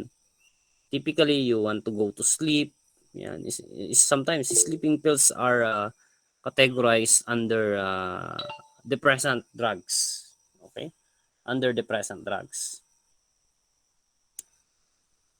Okay. So, stimulants, on the other hand, by the word stimulate, are uppers. Yung uppers, it acts to the opposite of the downer, wherein stimulants makes you feel active. Okay? Kahit hindi ka kumain, feeling mo busog ka. Okay? Kahit mahina ka, feeling mo parang ang lakas-lakas mo. Yung mga ganyan. Basta, ang effect nito is it stimulates the brain and makes you feel active, okay, and energetic. Yan. That is why, yung pinaka-favorite nila ng mga drugs are stimulant drugs kasi it creates this feeling of good well-being. Yan. Pakiramdam mo ang saya-saya mo. Mga ganyan. So, these are stimulants. So, marami po tayong stimulant drugs. Iko-cover po natin yan isa-isa. Finally, so, kapag hallucinogen naman, nandiyan yung word na psychedelics, ito yung pinaka-dangerous na klase ng drugs. Kasi meron siyang tinatawag na mind-altering drugs. Pag sinabing mind-altering, it distorts reality. There comes now the blur between reality and imaginary. Reality and fantasy. Sometimes, in other books, hallucinogens is either that drug will become a stimulant or will become a depressant. Marijuana. Okay, marijuana is hallucinogenic drug. Pwedeng maging upper or downer daw yan. Mushrooms. Okay, even cactus. Mga psilocybin cactus, yung mushroom natin, okay? Peyote cactus, yung mga ganyan. These are all hallucinogenic drugs. Wherein the effect in our body is very dangerous. It may even cause mental retardation, okay, or mental illness. Yan po ang hallucinogen natin. So, we start, of course, with depressants. So, ang una po nating may encounter sa depressant drugs, okay, so again, keywords natin is suppress vital body functioning. Ang sinisira po niyan, ini-impair. Pag sinabing ini-impair, is inaapektuhan niya, parang nawawalan ka nito. Nawawalan ka ng judgment. Okay? Kaya yung lalaki, pag pumunta sa inuman, habang hindi pa lasing, yung mga babae namumukhaan pa niya.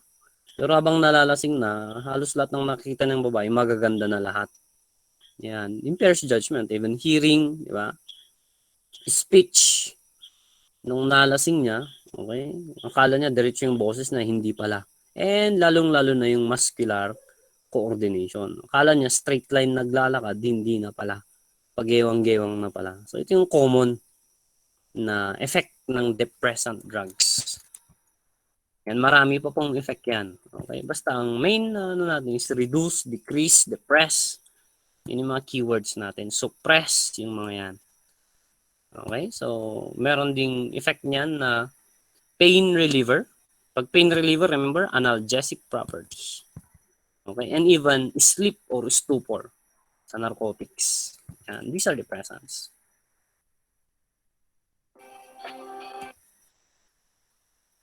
Okay, so yan, okay.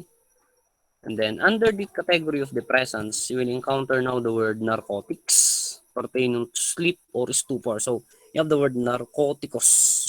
Okay, narcoticos. Meron po kasing stages or phases, okay, yung narcotics. Yung narcotics kasi napaka-general term po niyan. Okay? Meron po tayong tinatawag na opioid at saka opioid. Okay? Natural at saka synthesized na type ng drugs. So, ito yung importante dito sa narcotics is natanggal yung yung steps ng narcotics. Basta ang importante sa narcotics is it's categorized under depressants. Okay?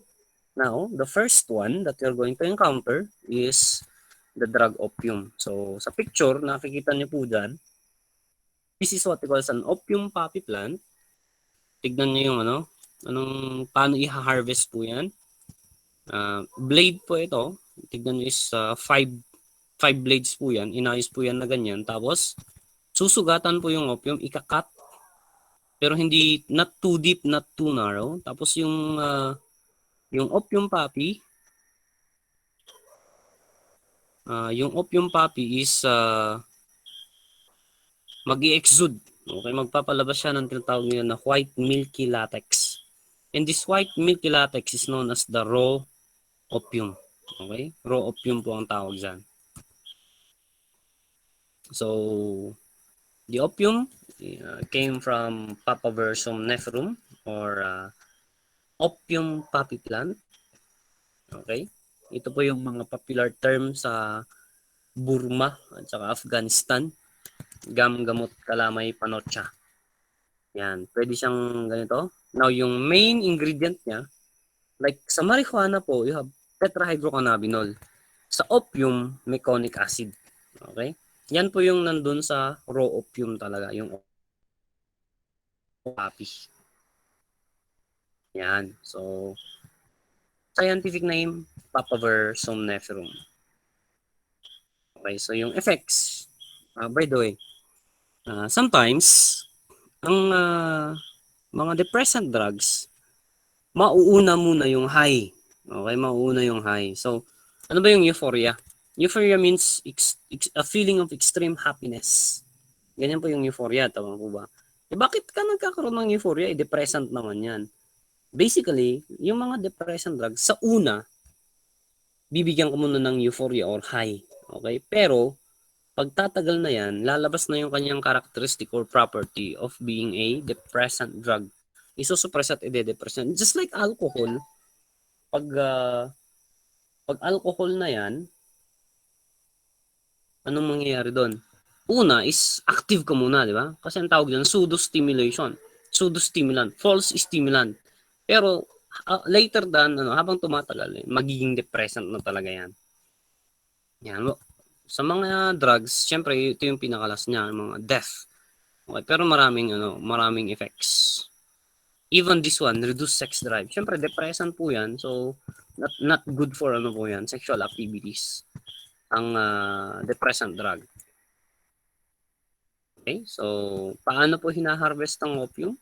Basically, yung kwento ko kanina, ikakat po yan and then i-scrape, manual po ito, i-scrape po nila yung yung milky latex kasi magka-harden. So typically, i-harvest nila yung umaga. Susugatan isa-isa yung opium pad. Paghapon na sa kanila kukuskusin yung nag-dry na opium. So yan na yung raw opium. Tapos yung raw opium, bahala ka na kung anong gagawin mo, either morphine or heroin. Pero sabi ko nga, typically, convert yan na heroin. Yan, so medyo matrabaho din po ang pag-process ng opium. Yan, ito si opium. Yan, so sabi ko nga kanina, yung unang steps is parang stimulant siya. May euphoric effect pa siya. Like this one, stage of excitement, stupor, tapos ano na yung last? Narcosis. Tulog ka na. Yan sa opium.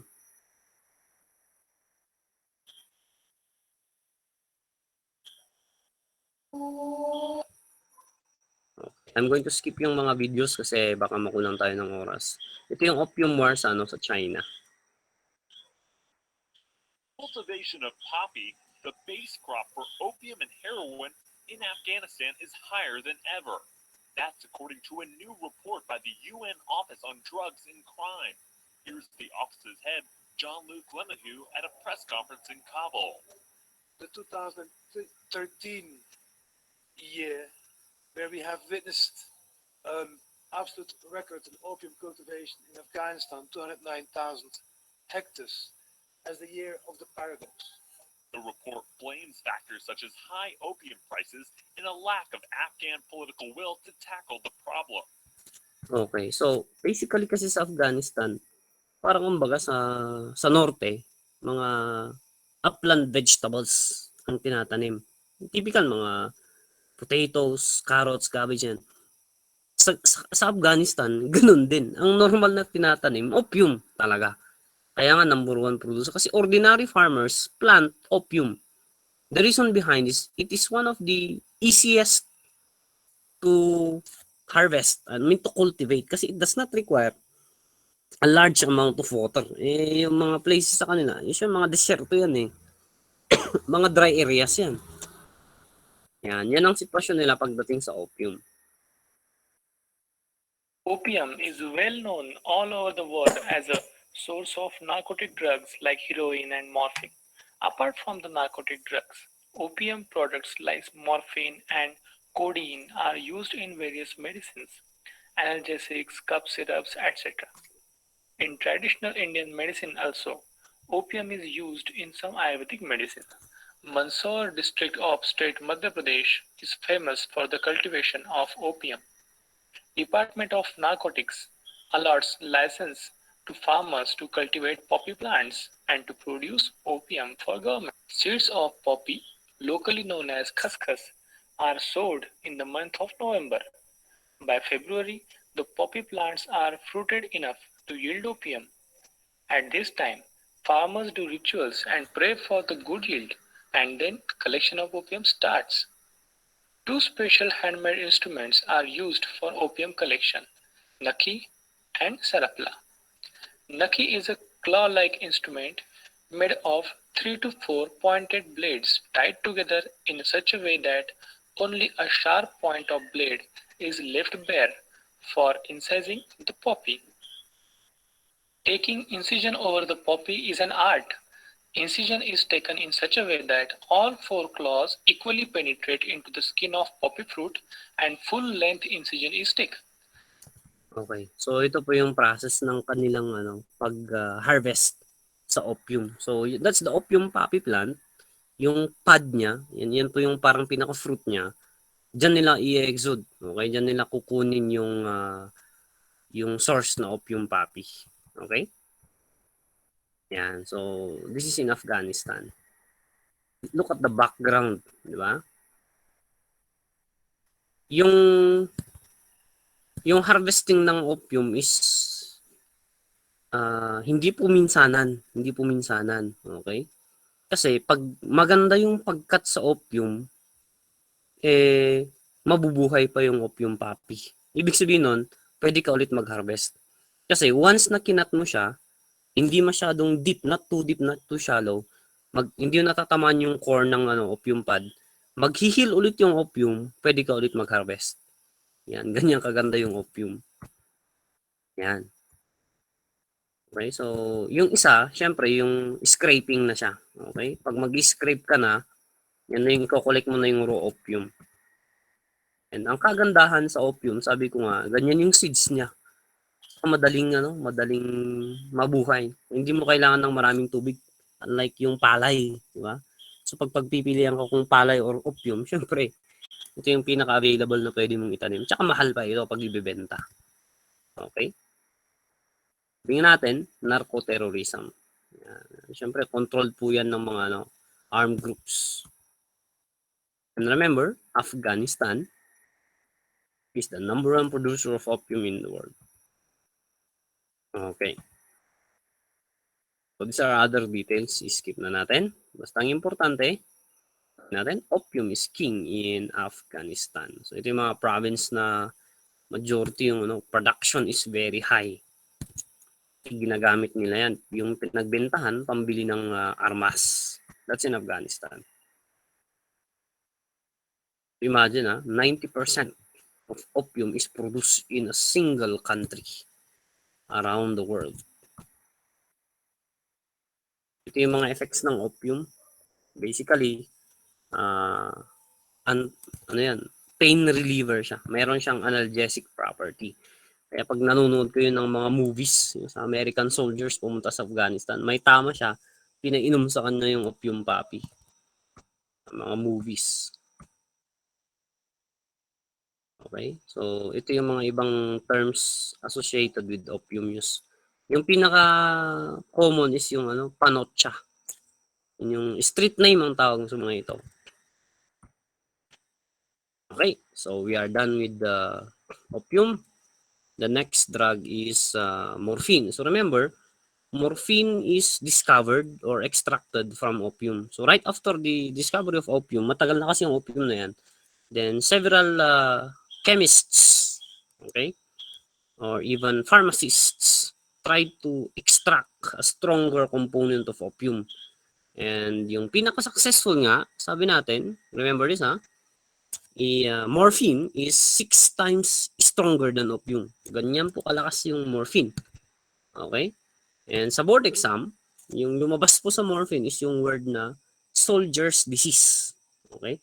This drug is otherwise known as soldier's disease. Bakit soldier's disease? Kasi sa World War I, okay? Even World War II, remember yung morphine? Pag merong sugat yung yung sundalo, pag meron kang sugat tapos may putol yung nag-flow yung blood, mamamatay ka, maubusan ka ng dugo. Or pag inantok ka, o nakatulog ka, hindi ka na magigising. Pero ang mangyayari pag tinarakan ka ng morphine, gising yung buong diwa mo, tapos yung circulation ng dugo, okay, iikot pa yung katawan mo. Pwede ka pang itakbo sa ospital. Okay? Yes, pain reliever talaga ang morphine sa war. Dati-rati is ephedrine, methamphetamine, Benadryl, benzedrine, mga ganyan. Philopon, pervitin. Yun yung World War II po yan.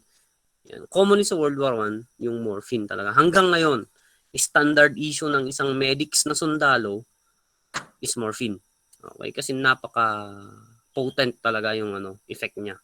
Pero, yung nangyari nga, after World War I, after the war, ang daming nagkaroon ng yung withdrawal symptom, ang daming na-addict sa morphine. Kaya siya tinawag na soldier's disease. Okay? Yan po naman sa drug na morphine. So, nandyan ulit yung word na analgesic. Pag analgesic property is pain reliever. Yan. So, yung nakadiscover po niyan, sabi nga natin is no other than Friedrich Adam Wilhelm Turner. Okay, so pinangalanan niya, okay, na Principium somniferum, nanggaling sa Morpheus, okay, the Greek god of medicine. The Greek god of dream, I should say. So ito yung standard issue na na morphine sa mga sundalo. Okay. Siyempre, ang mode ng administration is injection. Okay, injection yung common dito. Yan. Ito yung sa movie na na Saving Private Ryan. Yung may tama yung isang kasama, ito yung morphine shot. Okay? Yun yung common na binibigay nila. Okay, so yan, Morpheus, the Greek god of sleep or the Greek god of dream. Yan. Yung common street name is simply letter M. Yan, yung pinakasikat na street name niya, M, is morphine. So sabi natin, painkiller sa war. Tama po yun. Soldier's disease. Yan, dito po nanggaling yan. That's for morphine. Yung story niya. Okay? Ito si Sir Turner. Yan. Sometimes, yung iba, di ba 6 times? Ito naman 10 times talaga. So yung una is euphoria. Okay? Pero magiging depressant din yan. Sabi dito, it is reliable, it's long-lasting, and it's safe. Yan. This is the So dahil kay Alexander Wood, diba? Kung na-perfect niya yung hypodermic needle, yan na. Nagkaroon na ng injection na sa mode of entering the drug in the body. That is for morphine. Okay? So next one, ito kasi mga importante na depressant drugs. Kaya magkakasunod pang ito kasi magkakapatid lahat to, magkakakilala yan. They are related to each other. So you have the heroin. Ang nakikita nyo po dito sa picture is the highest grade of heroin. Okay? Tapos magiging liquid po yan. Paano po magiging liquid ito? Okay, papakita po natin. Heroin is otherwise known as chasing the dragon. Pag shabu is chasing the white dragon. Yan. And heroin is 3 to 5 times stronger than morphine. So imagine yung potency ng heroin. Kaya nga, heroin is known as the strongest derivative of opium. Kasi because of this one. So if opium is, ulitin natin, papaver somniferum. Morphine is principium somniferum.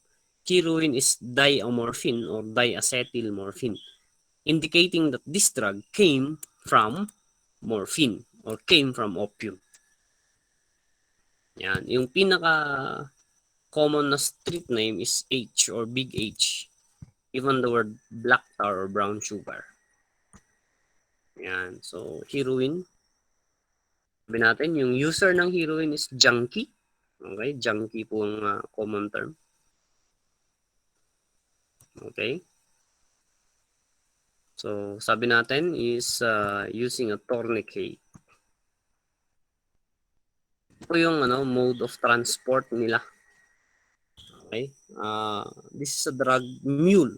Okay? Drug mule po ang tawag niyo. Kakainin yung heroin nasa tiyan, tapos pag nakarating na sa destination, kakain ng laxative, lalabas yung mga yan.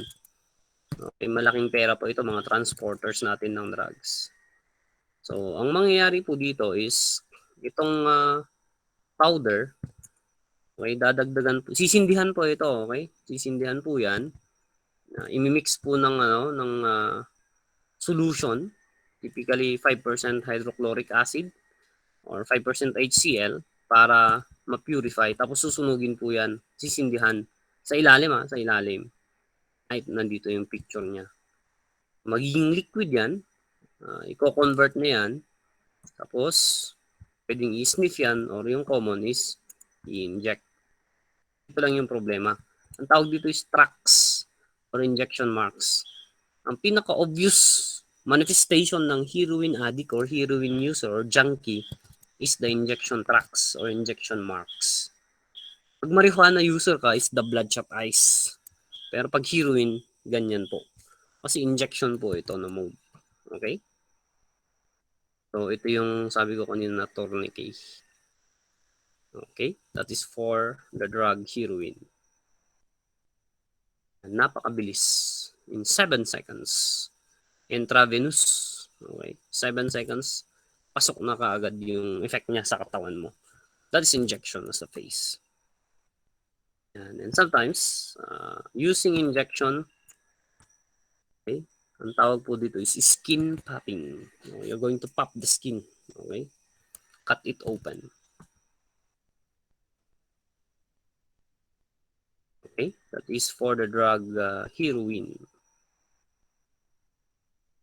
And phases of mga addicts and users ito.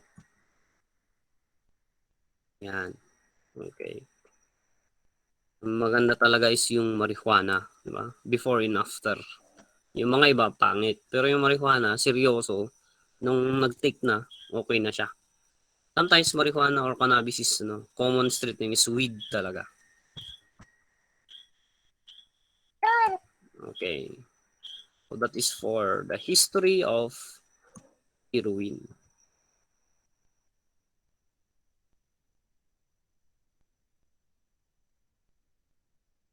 Okay, so I guess I'm going to end for this topic. We are going to continue next Friday, this coming Friday, for the subsequent topics. Okay, I have already distributed the what's important for the depressant is the opium, morphine, heroin. Saka na natin idagdag yung codeine tsaka methadone. Ito yung isang importante. Siyempre, alcohol, kasama po yan, importante din po yan. Tsaka yung sedatives and tranquilizers. Part po yan ng depressant drugs. Okay? So, medyo diretso kasi yung lecture natin and baka na-reach na natin yung limit ng natin, yung lecture natin. So, I have to end with this so that we can have space for other topics for Friday. Yun na po. Meron po ba kayong queries pagdating sa tatlong depressant drugs?